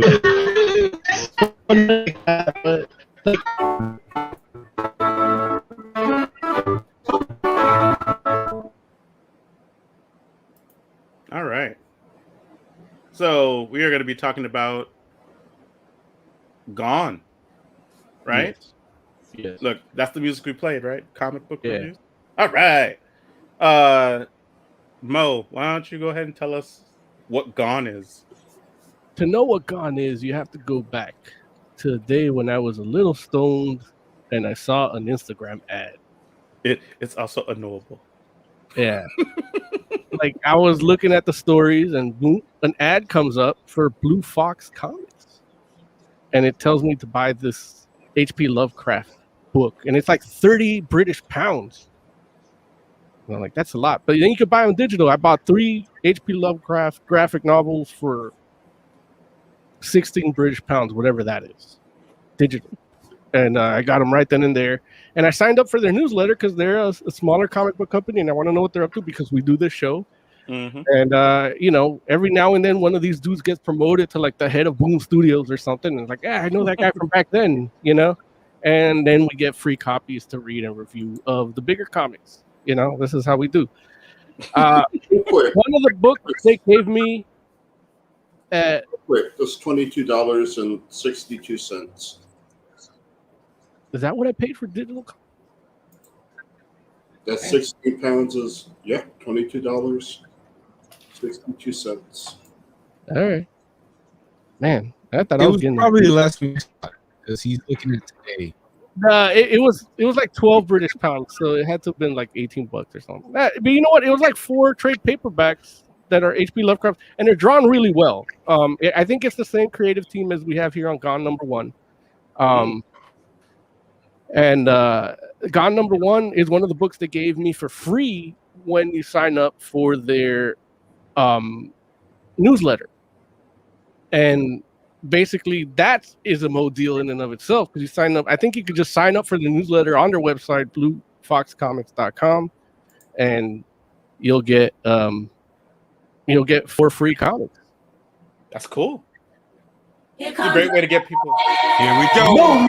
But yeah, so that's a little bit of a Mo deal in this review here. But yeah, the one we're talking about is from that list of free books, GoNe #1, and it's a story of this robot that wakes up from a state of hibernation in a spaceship that's so far away in deep space, and you hear about his love lost in his inner thoughts, but he's trying to figure out who's left on the ship. Everybody on the ship is gone, and the first issue just centers on him, like just going through the ship, and you just hear his inner monologue and his tales of long love and lost love and what could have been. Get that at all.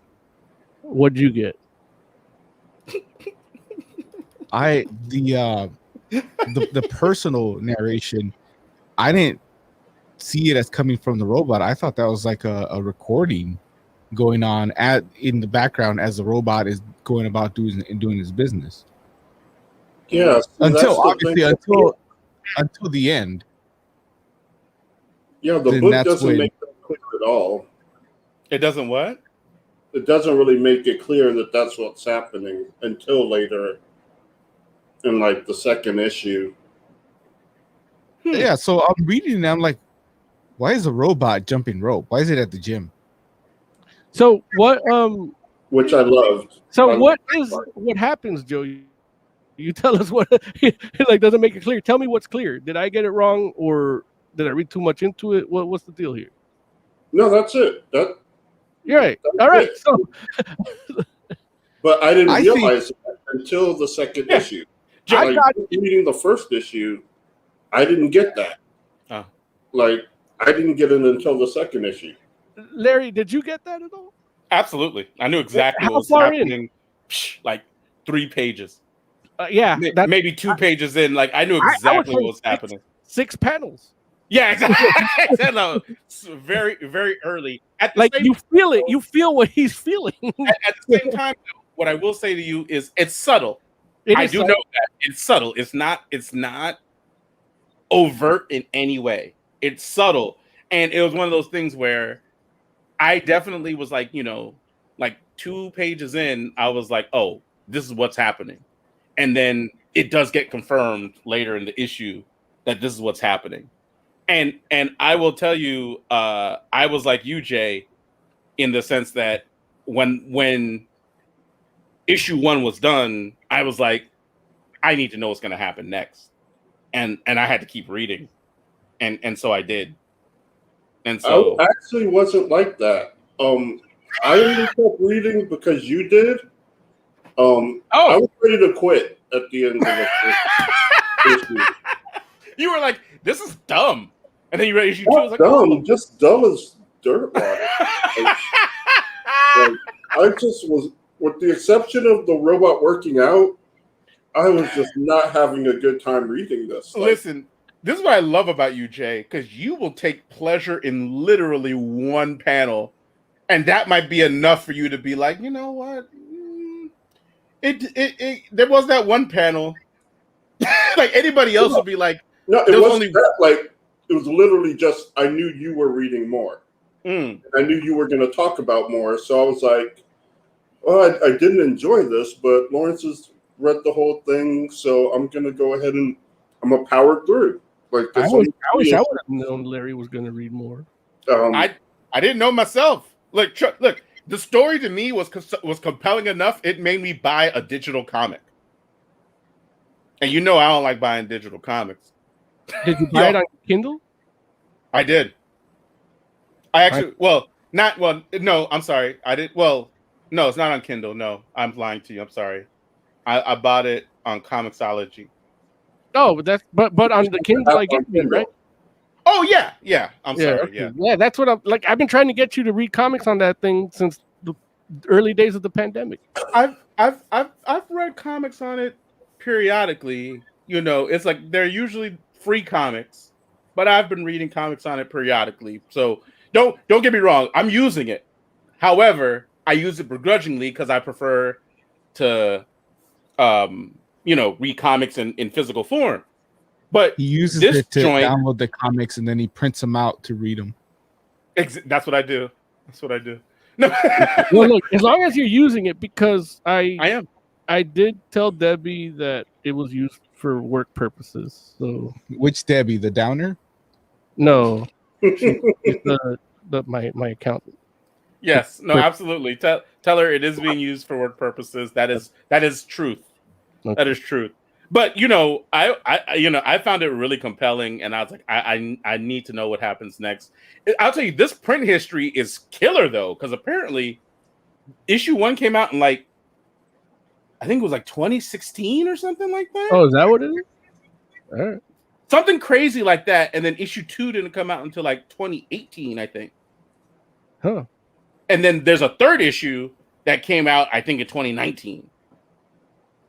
And I'm just like, who are these people that are like? Don't get me wrong, I thought the story was great. I enjoyed it thoroughly. But if I had to wait for it those 2 years and gotten what I got, I probably would have felt different about it.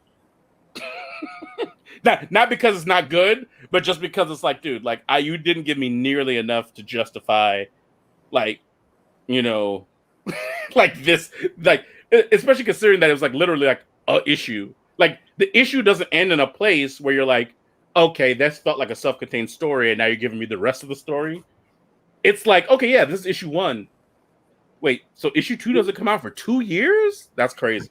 And looking at the artwork, like the super simplified art, it's like, what exactly were you doing? Like, Joe was so mad at you, look, Moses. He's so mad at you. Look, you have to argue half the time when he tells me to watch things. Hey, guess what? Jay, he gonna tell you to watch something terrible in a second too, and you gonna tell him to read something terrible, and y'all just go back and forth. And Oz and I are just caught in the middle. We're like, look, we're gonna be reviewing Winx next week. Yeah, that narration just keeps going on and on and on, and it has nothing to do with the panels I'm watching.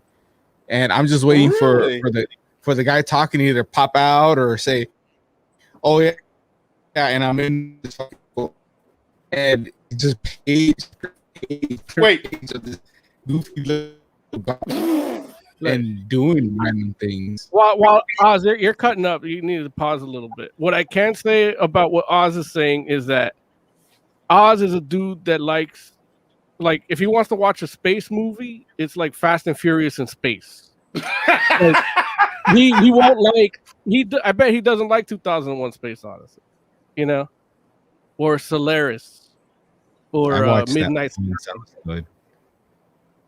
Hey, did you watch Midnight? Which one? Midnight what? Midnight Sky? No. Or Ad Astra? I think I saw Ad Astra, but I think I was drunk. Like this book feels like one of those to me. I'm all in on it. Like I'm down. Like it's just in comic book form. I can see how people wouldn't feel that in comic book form, even if they enjoy those movies. But if you actually think about it as one of those movies, it's like it fits. Even like the narration with the contrast, like that to me, that's contrast. That's nuance. That's art. Yeah, but not for 26 pages. Do that for 5 or 6, and then have something happen. Look, that was the issue we were talking about with oh boy, Donny Cates. I mean, remember he had that controversy, and it does like, do what. It does do what it set out to do, in that I felt this robot's monotony of his everyday life. Right. Yeah. Contrasted with the narration of this whole deep lifetime of grief. It wasn't that deep. There's 27 pages of it. Yeah, I will tell you this. Just because it's long doesn't mean it's deep. I will tell you this, Oz. Like, I feel like, you know, this is definitely one of those situations where it's like, if this book was given to you as like a collection and you read all 3, you'd have a completely different experience with this. And I don't, Jay, did you read I didn't want to finish 1. You're telling me I have to read 3? No, you had me 3 of these. You had me 3 of these. I'm throwing them back at you halfway through the first one. Like, thank God it's digital. I didn't throw my tablet at anybody. Yeah, I read all 3. I read it to the end. And interestingly enough, it reminds me of Anne McCaffrey. Like, whenever I read one of her books, like it's always like the first 2/3 of the book are like almost unbearable. And then the last third actually gets like really good and interesting. And that's what happened here. So, you know, getting to the end, I thought it was interesting. And the actual ending, I kind of love. Like, it's the most boring thing. Like, it just, like, you talk about monotony. Like, yeah, it is like monotony in the best way. The ending is like the best kind of monotony. Like, I love it. Yeah. Yeah. If I want that kind of monotony, I'll read a Tolkien book. I guess like can't argue with that. But yeah, and I'm telling you, fucking breaking a song, and it's more interesting than this. I honestly, I think that it's one of those things where even having read the first issue, Oz, now that you know what's happening, I think if you go back and read it, it'll feel different. Now, I'm not telling you to do that because I'm not. No, I'm not. I took a book out of my pull list because every time I open it, the first page is like 3 books worth of text, and I'm like, oh, okay, I'm done. F this book. Screw you, Legion. Don't care about the feature anyway. And Mo, you only read issue 1? Just issue 1, and I was like, yeah, like so, and that's why I didn't read more. Because I'm thinking of just shelling out and buying the physical. Like this is one that I want to have right here. I don't look. I'll tell you right now though. It's like where are you gonna get you're gonna have to order that from online then, huh? Site. Yeah. Okay. Yeah. I can see that. England. I can see that. I think you would enjoy it in that way. Yeah. And it's a good story. One of the things I thought was strange is I was gonna buy the collected volume of GoNe, but it was actually cheaper to buy the individual issues. Yeah, where like each issue is $1, but the collective volume is like $5. Yeah, so it's like $2 more. Just for what? I don't know. I don't even know. You get any extras? I didn't mention extras. Right. I did the exact same thing because I was like, if it makes more sense to buy the collected edition, I would do it. Right. Well, sometimes I just like single issues, like from my days from being a comic book collector. Single digital issues? Yeah. Like I buy the trade sometimes. You're so wild, boy. I'm like, okay, hey, I'm not here. I'm just like, okay. In my mind, I was thinking the exact same thing, though. I'm like, I'll just buy the collected edition because if there's like, even if it was like there was just a little bit of something extra in it, whereas like, some back matter commentary or something like that, because I like that kind of stuff. And this story was compelling enough for me that I was like, if it said that that's what it was in it, like, some character sketches and like, maybe just a little bit from the writer to be like, hey, this is how this story developed. Or even circle? You mean like a circle? You're hilarious. I mean, listen, they might have had different shapes for the robot before a circle. They might have tried a triangle or a square, like a trapezoid. I'm just saying. Don't pigeonhole them. Like a dual dodecahedron or something, like, right? Exactly. Not necessarily a ball. It could have been a dual decahedron or a tetrahedron. That's what I'm saying. But even if it was just the script, like I like looking at comic book scripts. You know what I'm saying? So it's like, no, that's interesting. Like that's something I actually enjoy a lot. Yeah. So if it even had like the script or something, I literally was looking at it like, so what is it that's in this that's in addition to just the issue? And sure enough, you're right. Like it did not say anything. So I bought single issues because I'm like, why would I spend $5 for nothing extra that I'm getting for, the 3? So yeah. Weird. Really weird. But look, they got their money. So and their promotion is like, I saw it, I want to say about 10 times before. And I never I guess this time the edible was just hitting. I'm like, you know what? I'm gonna buy this shit. Like, because I'm looking for shit to do here, on the show. And it's like, you know what? Like, I'll do something that chances are nobody's ever heard of. And, technically that's not the way to gain audience, but this is how we do here. We love comics. So, yeah. And it's, I've been reading actually more foreign comics recently. I purchased one called Barbara the Barbarian. It's a Spanish comic from Spain. and you know, it's got great art, but you know, and different horror comics from different countries here and there, and Comixology is actually doing a good job of importing those. I don't know if they're getting because they're on unlimited too, because I have unlimited, so I either get a deal on them like that $1 issue of Gone One I probably would have gotten for like 80 cents. Wow. If it's part of like the deal, but usually they give you like a 10% discount on everything. And then if you have a coupon code, you can actually like apply it to that too. So I got like all of Dan Slott's run on Silver Surfer plus Silver Surfer Black. It was $60 worth of comics for like 12. Nice. Oh, nice. Yeah, because Marvel was having a Silver Surfer sale 80% off with a coupon. Plus, I had like the appreciation 15% off coupon plus the 10% off of unlimited. There it is. Yeah. Now you see why he does the Mo deal. That's why here comes the money. That's why here comes the And money. every time I buy something like that, I hear that shit in my head. Like, here comes. Yeah. But yeah, Gone #1. I mean, this is one of those like happy like accidents. Like I bought something that I haven't even read yet, and they gave me this as part of signing up for their newsletter. That I mean, it just means I'll get news about comics. Like there's other shit that I can't get rid of on my email box. Like if it could all just be comic stuff, I'd be a happy man. Like that's the best kind of junk mail I want. And so yeah, Blue Fox Comics. If you're listening, send me all the junk emails. Okay, So what are we rating this?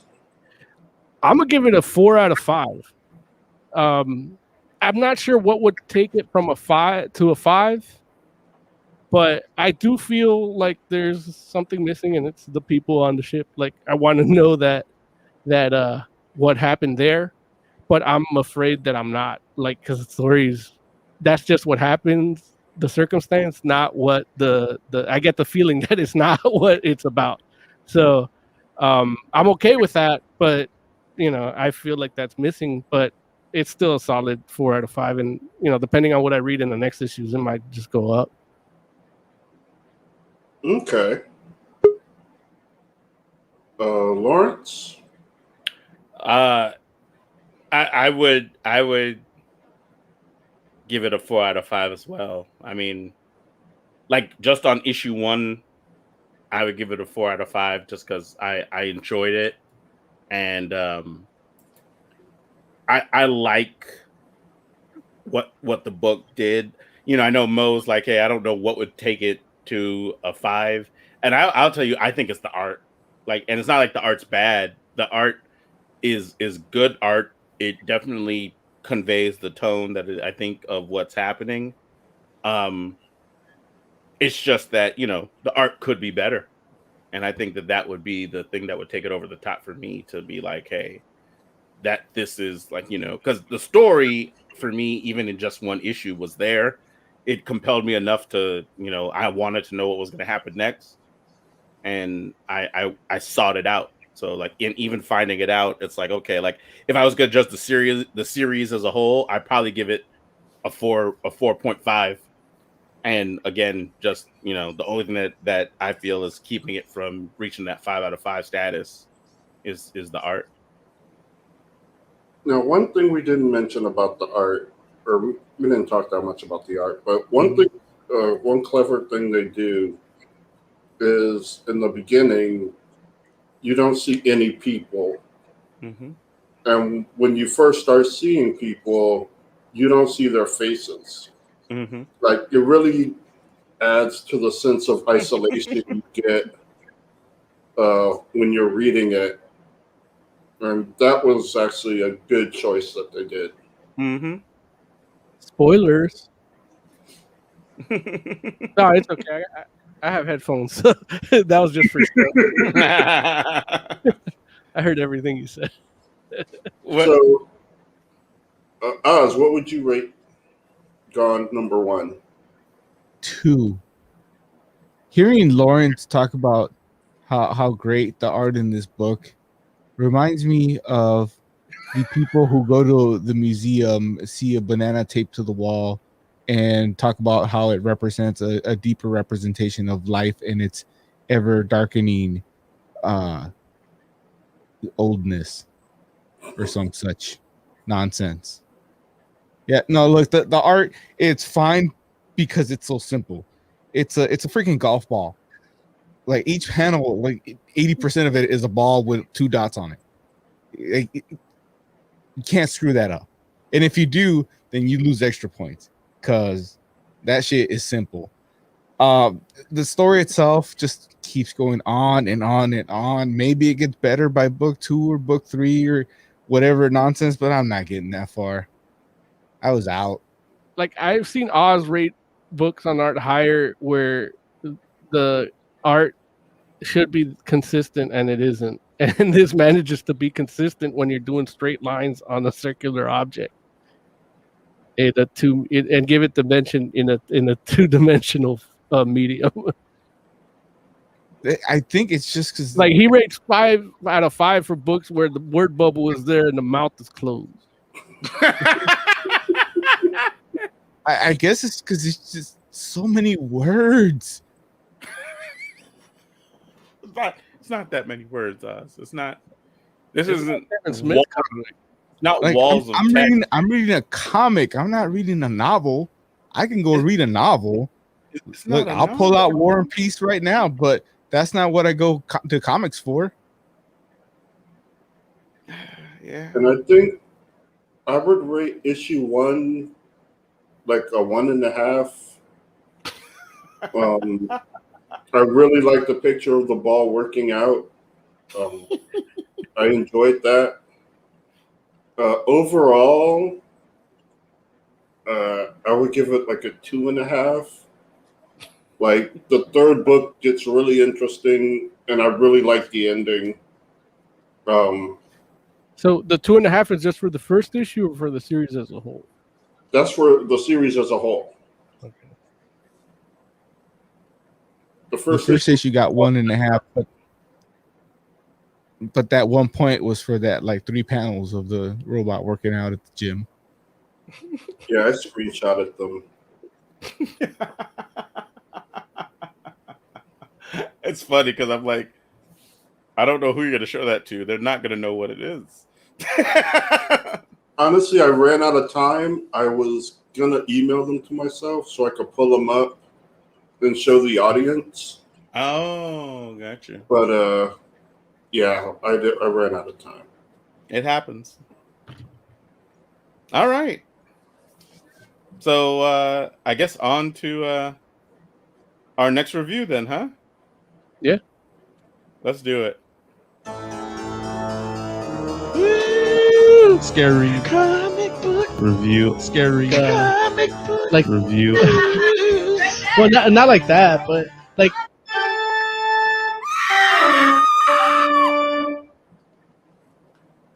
Is that me saying scary? No, it's Larry. Scary Larry. That's you screaming. Yeah. That's actually his wife screaming when he took off his shirt. Dang. You see what she does when my pants come up. What she does is she knows I'm getting ready to do the show, so she steps out of the way. That's what the Mickey laugh is.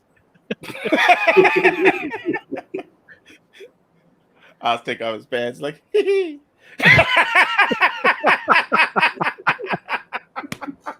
Wait, what minute was that?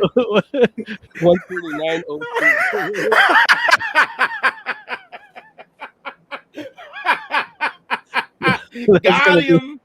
Got him! Yeah. That's gonna be in the soundboard now. Sweet Home. That's not Spider-Man, right? Yep. Spider-Man 3, Spider-Man, Sweet Home. Joe, why don't you tell Sweet us? Home, Sweet Home is a comic by Carnby Kim and Young Chang Huang. It's about people suddenly becoming into monsters, and so you have this group of people in an apartment complex that are trying to survive as people are getting turned into monsters. It's also a show on Netflix, which is about the same thing. And I will say, I haven't read or watched all of it, but from what I have, the show follows the comic very closely. Yeah, like they switch a couple things around, and the show is more ensemble focused. But like you would watch, you could look at the two and you definitely know they're the same. It's funny you say that because in watching this, like I felt like I watched, I want to say 5-6 episodes, and I felt like, man, I'm watching like 3 different movies here, and it's like, and it's great, but it's like they literally could just gave me a series based on one aspect of people living in this building, and you could intertwine them, you could film them together, and then just spread it out into 3 different things, like in the same universe, same circumstance, and I'd be all in on everything. But I guess that's what the comic would be, I guess, or at least one of the one comic you're talking about is just one aspect of it. Mm-hmm. I mean, they do show the other people, but it's mostly based around the one kid whose family were killed in an accident. Yeah, the main character. Right. Which I think the one thing I did not like about the show was the little prologue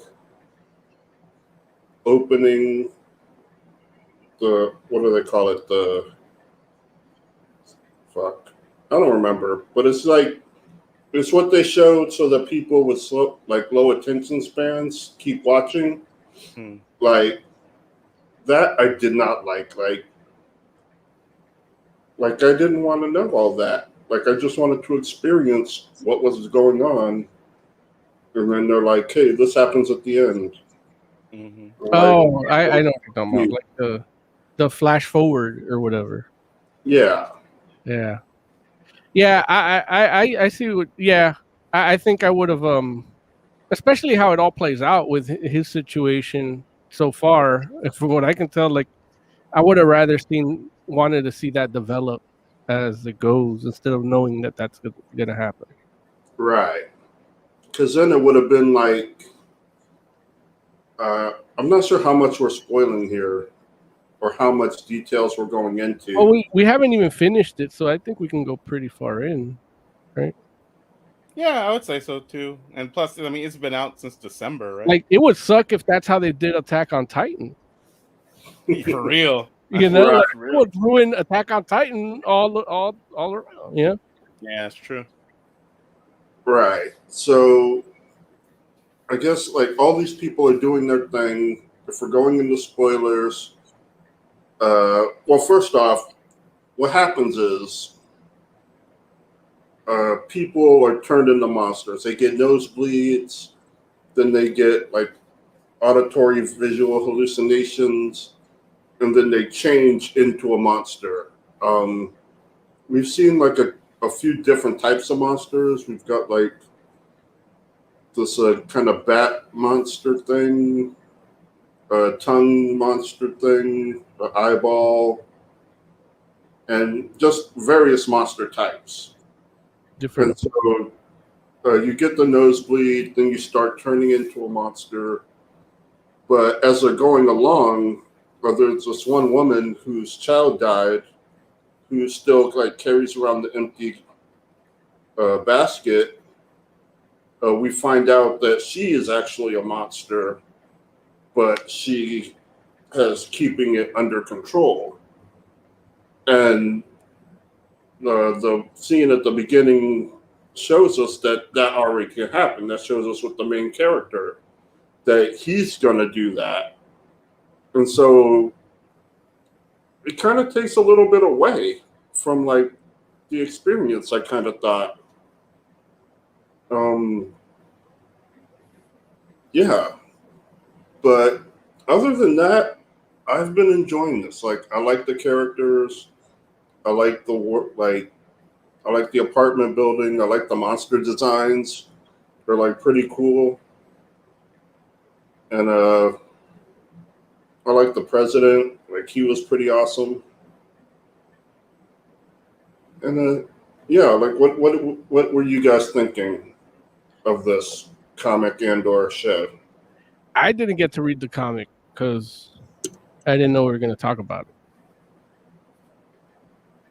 But the show, But the show itself is. I'm surprised how much I enjoyed it because I saw the trailer and I'm like, yeah, I want to see this. But sometimes, the trailers kind of don't give you what, or the show itself doesn't give you what the trailer does. It's like it's everything of the whole season compressed into a 2-minute, 3-minute thing. And nah, man, this did it. And from a technical perspective, I love what they did, like to showcase these special effects in a way that they don't have to like really try to shade them in a way where they look real, because the shit that can't be real. But they film it in a way where it just does what it does, and they look tangible enough, but they look real kinetic, even though they're just standing there. And like you said, the monster designs I really liked a lot, and just the sets, like the characters, like the ensemble aspect of it, like just gives you a bunch of characters that you're kind of rooting for, and then you're like, wait, no, maybe I'm not rooting for this guy. Yeah, like they do a lot of character development very quickly with like everything within 2 episodes. Everything about everybody, and then they leave stuff for later that it's like, whoa, man, that's even like at this point it's like you're not even worried about the monsters as much, Mm-hmm. and that's always a good quality in these shows. I will say that I found like the special effects for the monsters was a little strange to me. I'm not mad at it. It just seems like it's like mixed, and I think that was a little bit of what kind of threw me off a little bit, where it's like it's not like this. And I understand, although I won't say I understand. I can see that they might be trying to do a little bit of a stylized kind of thing, and I don't think it doesn't work as much as it's just it might take like it might it I guess I can say maybe it took me out of it a little bit, which is not necessarily a bad thing for me, just because if I'm in it too deep, then it gets harder to watch for me personally, you know. But at the same time, it's just like there's definitely a difference between watching like somebody get one of these like massive nosebleeds and all that blood like gushing out of their nose and over their face, and them eventually like transforming into whatever random terrifying thing it's going to turn into, versus like when they kind of cut to like in the first episode, like when they cut outside and you start seeing the monsters like moving around and stuff. And I understand that they move different, so that's kind of part of the thing. But at the same time, it's a little like there's a difference between, I think, how the monsters moved outside when they were showing those kind of effects versus like when they were kind of showing the neighbor turn and like her moving weird out in like the hallways and things like that. Mm-hmm.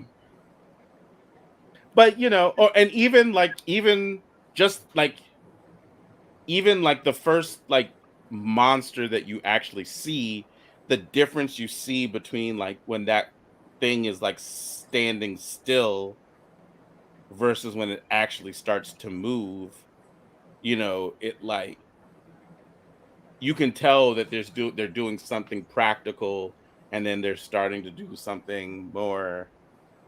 I mean, I guess it's computer graphic, but it's kind of like a stylized computer graphic kind of thing. It's And that, but they'll shoot it in like 60 frames per second, yeah, but then show it to you in like 12 or 15 frames per second to just make it eerie. yeah, and I can't say that it doesn't work, but at the same time, it causes a bit more of a disconnect, and not like I feel like maybe it's just the frame rate is too slow. Maybe it should be a little faster, so it feels a little bit more connected to what everything else that's happening around it. I don't know, you know what I mean? But that was a weird thing to me. And again, like I'm not saying I want it to look realer.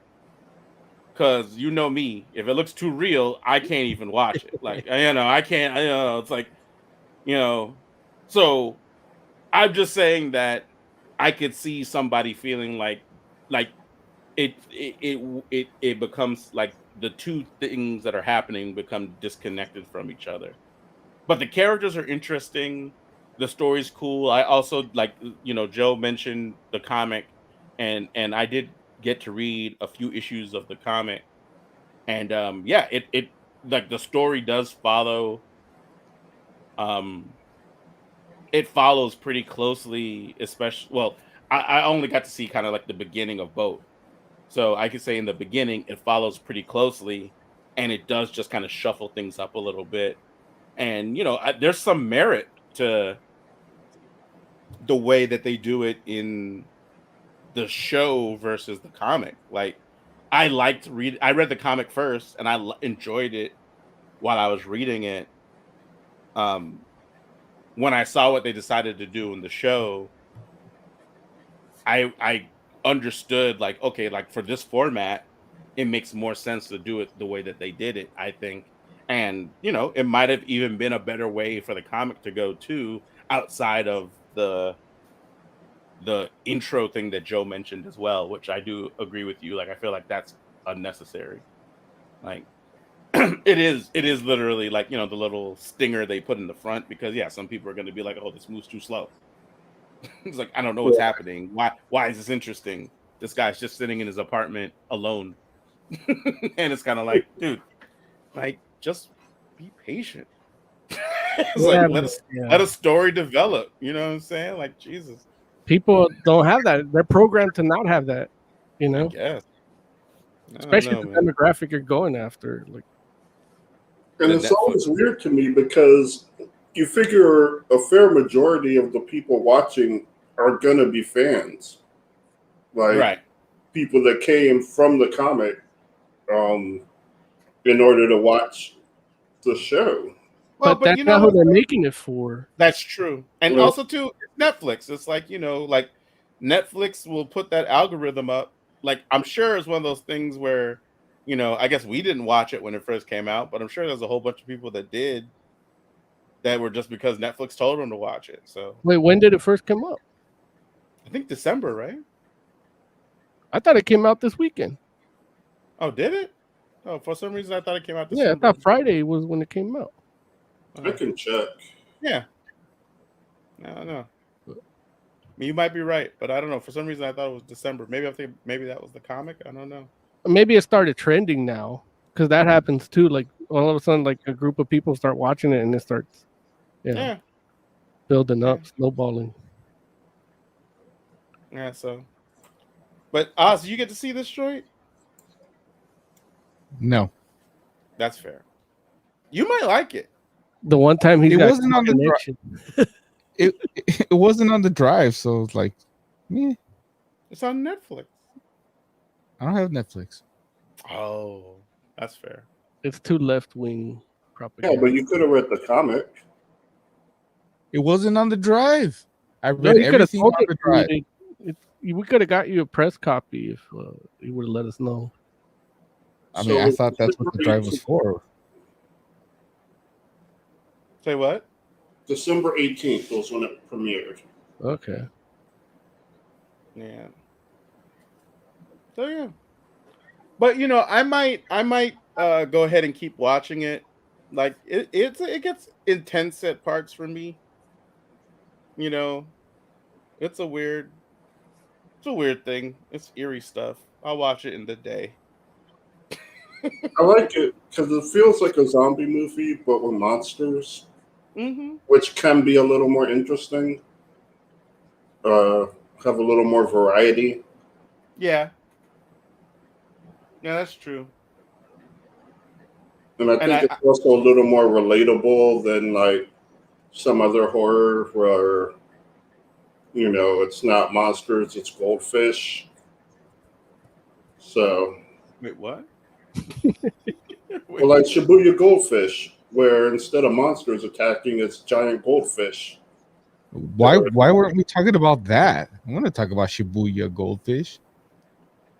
Okay. That sounds amazing. And Can you put it in the? Can you get a review copy?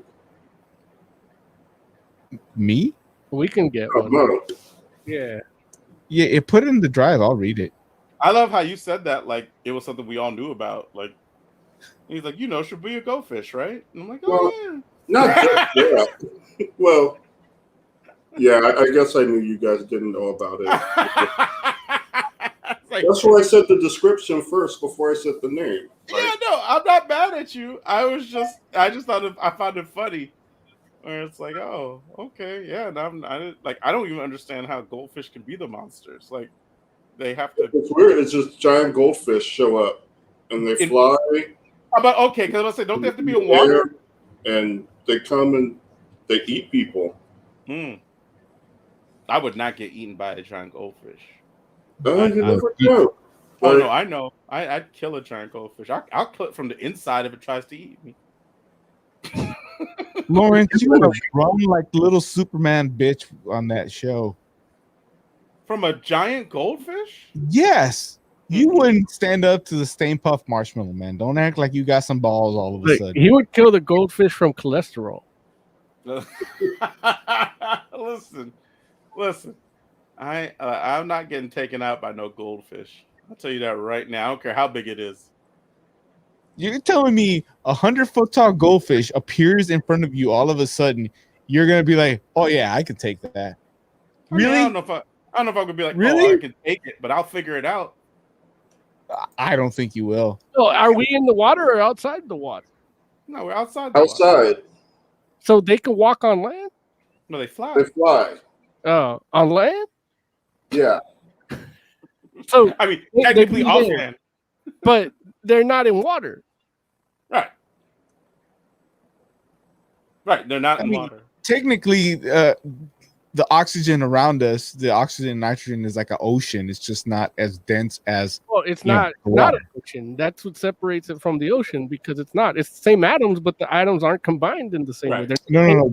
An ocean is a more dense atmosphere than what we breathe. No, it's not. You can't have a conversation where you're going to convince people air is water, dude. Like, right. It's not going to happen. I understand. You use fluid dynamics to. It's 2021. Alternative facts is done, dude. We're done with that. Air. Obviously, air. Water is water. Obviously, you haven't learned anything from your rocket scientist girlfriend because you use fluid dynamics when you test aircraft and how they travel through the air, because that has nothing to do. Oxygen is just a less dense form of liquid. All I know is airplanes. There's a temperature. There's a temperature where oxygen becomes a liquid. That temperature is not the temperature of the ocean. I wish Nia was on this show so I could have somebody smart. You don't need to be on this show. She don't got time for your bullshit. Anywho, Joe, what was that you put up? Eating helicopters. Oh, that looks cool. So this is a show too, or just a comic? Just a comic. That's not a goldfish, is it? That's a goldfish, but it's one of those like brainy. Yeah, ones. that's one of the goldfish with the. with the air sacs on their eyes. Yeah, the ones they have at the dentist. What is wrong with this show? What do you mean? What's wrong with it? You never sat at a dentist office and look at fish while you're waiting? I apparently not. Yeah, me neither. Like, what? It's like my dentist is obviously not fancy enough. Yeah. But I brought that up to say, monsters, I think, would be more relatable to like your general audience than goldfish. So, what are we rating what we've seen so far of Sweet Home? Moses. It's easily 4 out of 5, 5 out of 5 even. I don't know what would keep it from being perfect. I enjoy everything about it. The eerie frame rates are good. I enjoy that. I do feel that a lot of the techniques they use cinematically they're a little heavy-handed with them, and it's a little too much, but it's fine. Like like when you talk about these monster designs, like they feel like they're came right out of a comic, and I haven't seen the comic, Sure. but they just look like something that would not be real. So the fact that they might not look a little bit tangible is like, you know what? If I'm there and that's what they look like, I'm running. Right. Because you can't kill them. So it's and seeing the different people, like just how much story they can give from everybody in this building is done really well. Like they don't focus on anybody too much or too little. I feel even with there being a main character, I think he gets enough. Maybe you know more about him, but they show everybody else a lot, and I'm enjoying it. I'm about to watch it 3 times because I watched it for the show, and then I'm sure I'm probably gonna watch it with Liz because she likes Korean drama, and this one has monsters in it, so I'm in. Yeah, and then I'm probably gonna watch it at work with my coworkers. So. Yeah. Okay. Mary Young, what would you give this? I'd give it 3.5. It's good. I just don't think it's for me. And that's the thing where it might, and honestly, it's one of those things too where it very well might just be kind of a mood thing. Like maybe I just wasn't quite ready for this at the time, but I can't say like I don't look at it and feel like, oh, it's substandard in any way, shape, or form. It's good at what it does. But yeah, I think it's just maybe not my particular cup of tea. I might go ahead and give it another few episodes and just kind of just see where it goes because I'm interested, but at the same time, it's kind of like, I could have not watched this and been okay. Like I probably would have had a better time like listening to you tell me about it than I would actually watching it myself and asking my questions to you and you telling me about it. And I'd be like, oh, that sounds cool. So yeah. Okay. Yeah. And I would give 4.5 to the comic and the TV show. Mhm. They're both amazing. Yeah. The comic does some things where, the things you can only do in comics, like holding on a frame, just multiple panels with dialogue in between, like thoughts. They do like some really good stuff there. It's very eerie. The show is great. I love the monsters. I love the characters. There's not a lot bad going on here. Right. And while I don't know what would push it to a 5, like I can't think of anything that will push it to, like a 5, but it does feel like a 4.5. And maybe once I finish the whole thing, it'll get to that 5. I mean, definitely, the little clickbaity intro didn't like, but like it's good. Like I really enjoy it. I'll also say I enjoyed the comic more, and I think that's just because I'm able to. It's easy. It's a more palatable medium for me Mm-hmm. in regards to like horror. Like, don't get me wrong. Like, I get scared by by horror comics too, but I don't get scared by comics in the same way I get scared by television or movies. And so, you know, it's easier for me to digest in that format. And so, yeah, I did like that more. So, Okay. yeah. And then, of course, the things move the right way in the comic because it's up here, baby. It's up here. Okay. We didn't get to talk about QuadCon. Oh, let's do Oh, it. Icon. We almost forgot to talk about QuadCon. Oz, why don't you tell us what QuadCon is?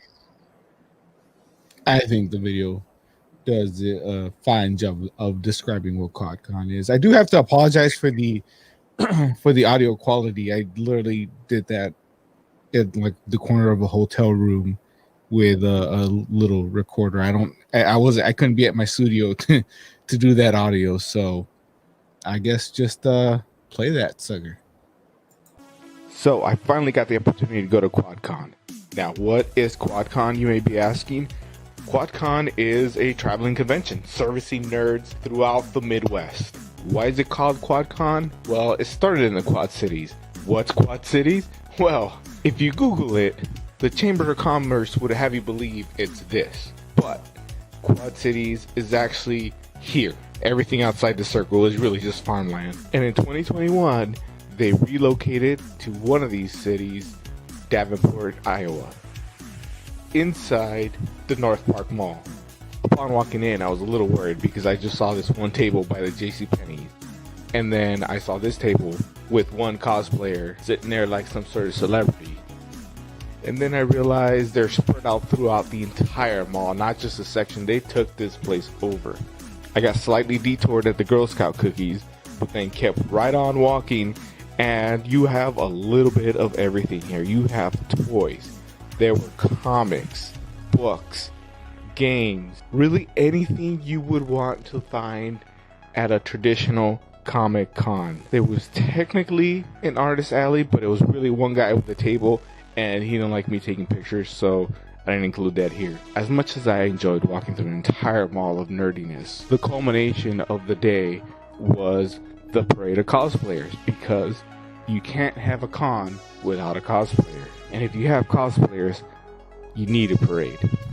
So I got a chance to watch all the cosplayers as they lined up for their parade, socially distanced for safety, while several of them took the opportunity to show off their costumes and their creations and enjoy their moment in the spotlight.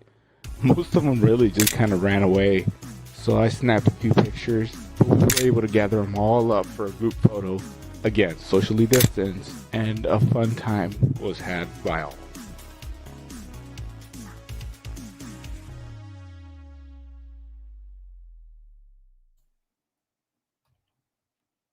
The QuadCon. That was a great job, Oz. Yeah, Yeah, like that chick, or I assume it was a chick dressed as, fuck, I can't remember the girl's name from Hollow Knight, but that was a pretty good costume. Yeah, it was a good costume. Yeah, it was surprisingly fun. I've been wanting to go to this thing for a while now and just didn't have the chance. And usually they have it at like a regular not convention center, but large meeting room. Mm-hmm. And I actually think that the fact that they did it at the mall this year was better for them because it made it look bigger than it really is. Mm-hmm. I mean, it literally went from one end of the mall to the other. Where I expected it to just be a corner. That's why, like, I did like that initial JCPenney booth. That's where I walked in and I looked around. I was like, "Oh, is this it? Oh shit! I don't have content." And you see more stuff. That's how long it took him to get to the other side. Wait, I'm sorry, Oz. You said you didn't have content, and then what? I didn't think I'd have content because I just saw that one table, and I Right. turned around and there's another table with like a Deadpool cosplayer, which by the way, he doesn't show up in that video because he didn't want me filming him. Mm. Like Deadpool. this dude thought he was some hot mess or something because the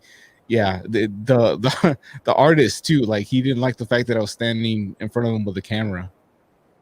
Really? Wow. Yeah, which is surprising because they're in a mall. Right. Right. Yeah. Like we can actually get it's- security of him. Yeah, it's free to attend. It's free to have your own booth if you wanted one. According to their website, I didn't actually try. Yeah. And it was a lot of fun. Like it's fun being out there and looking at this stuff. And amazingly enough, I didn't buy anything. My wife is the one that actually bought a bunch of comics. Oh wow. I will say I was actually pretty impressed with the setup just because it never occurred to me the idea that you could technically have a comic book convention or any kind of like geek convention in a mall like that. But when I actually was watching the video, I was like, oh, that's genius. Especially in this day and age. It's like that's the way, like all the cons need to be like that. Because you don't have to be on top of each other. And like I went to the mall, I want to say maybe 2 weeks ago, and like Hot Topic had a booth of T-shirts, like outside. Like all the stores have stuff inside because they can't let people in. You know, so like it's almost like they knew I wasn't gonna be the one going in, or they weren't gonna let me in because they had like Motley Crue shirts outside. And I'm like, and I was gonna buy one. And I'm like, wait, I have an old like it looked old, and I'm like, well, I actually have an old Motley Crue. Right. So, I ended up not getting it, but I wanted to. But yeah, all the stores had like the little kiosk outside was a kiosk of what they sell inside. Right. And I look. I don't know how big one of those would get here. I think it would get pretty big if they did it like in a Lakewood Mall or something, or Fox Hills. Mm-hmm. It might get big.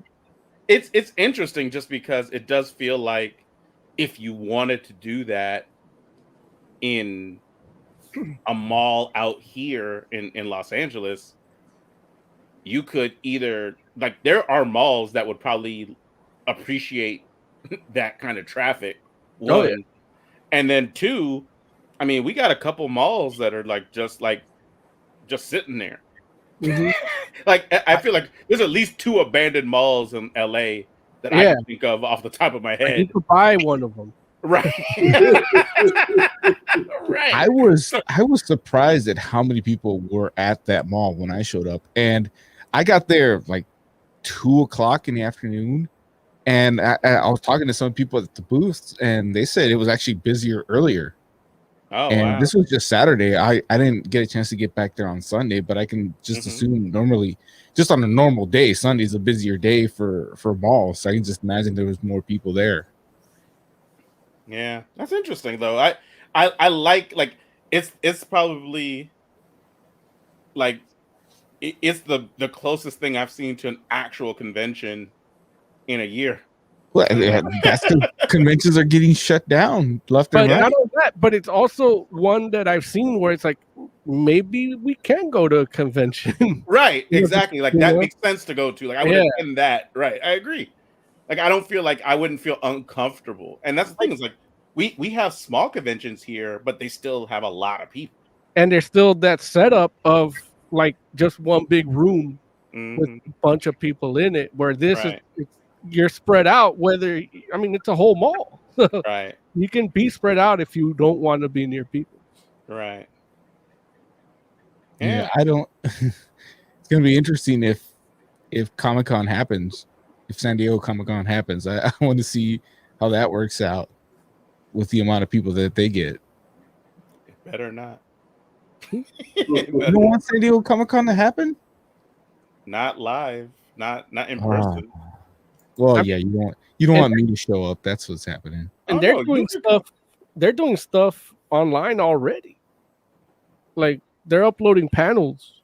I thought we all agreed that the online Comic-Con was crap. It is, No. but we still subscribe. I mean, I don't know if I would say it was crap, but I mean, it definitely doesn't feel like the in person. Like I think that's the like if you're making that comparison, then that's the whole Right, point. but where you're it's like, you're advocating for the online version. well, yeah, versus not instead of an in person convention in general, but during the pandemic, yeah, like it's like I don't feel like we'll be good enough come summer. I don't think we'll be solid enough, but but then I live in California, so where apparently we have mutant strains. So so hey, what do I know? Yeah, I just don't want you. I don't want you to come here and get a mutant strain and take it back to the Midwest, and then the breadbasket is dead. I'm already immune. Oh, sure you are. That's why you get eaten by a giant goldfish that's ruins his hair. All right. It is, in fact, time to do some final thoughts. Jay, why don't you hit us with a final thought, man?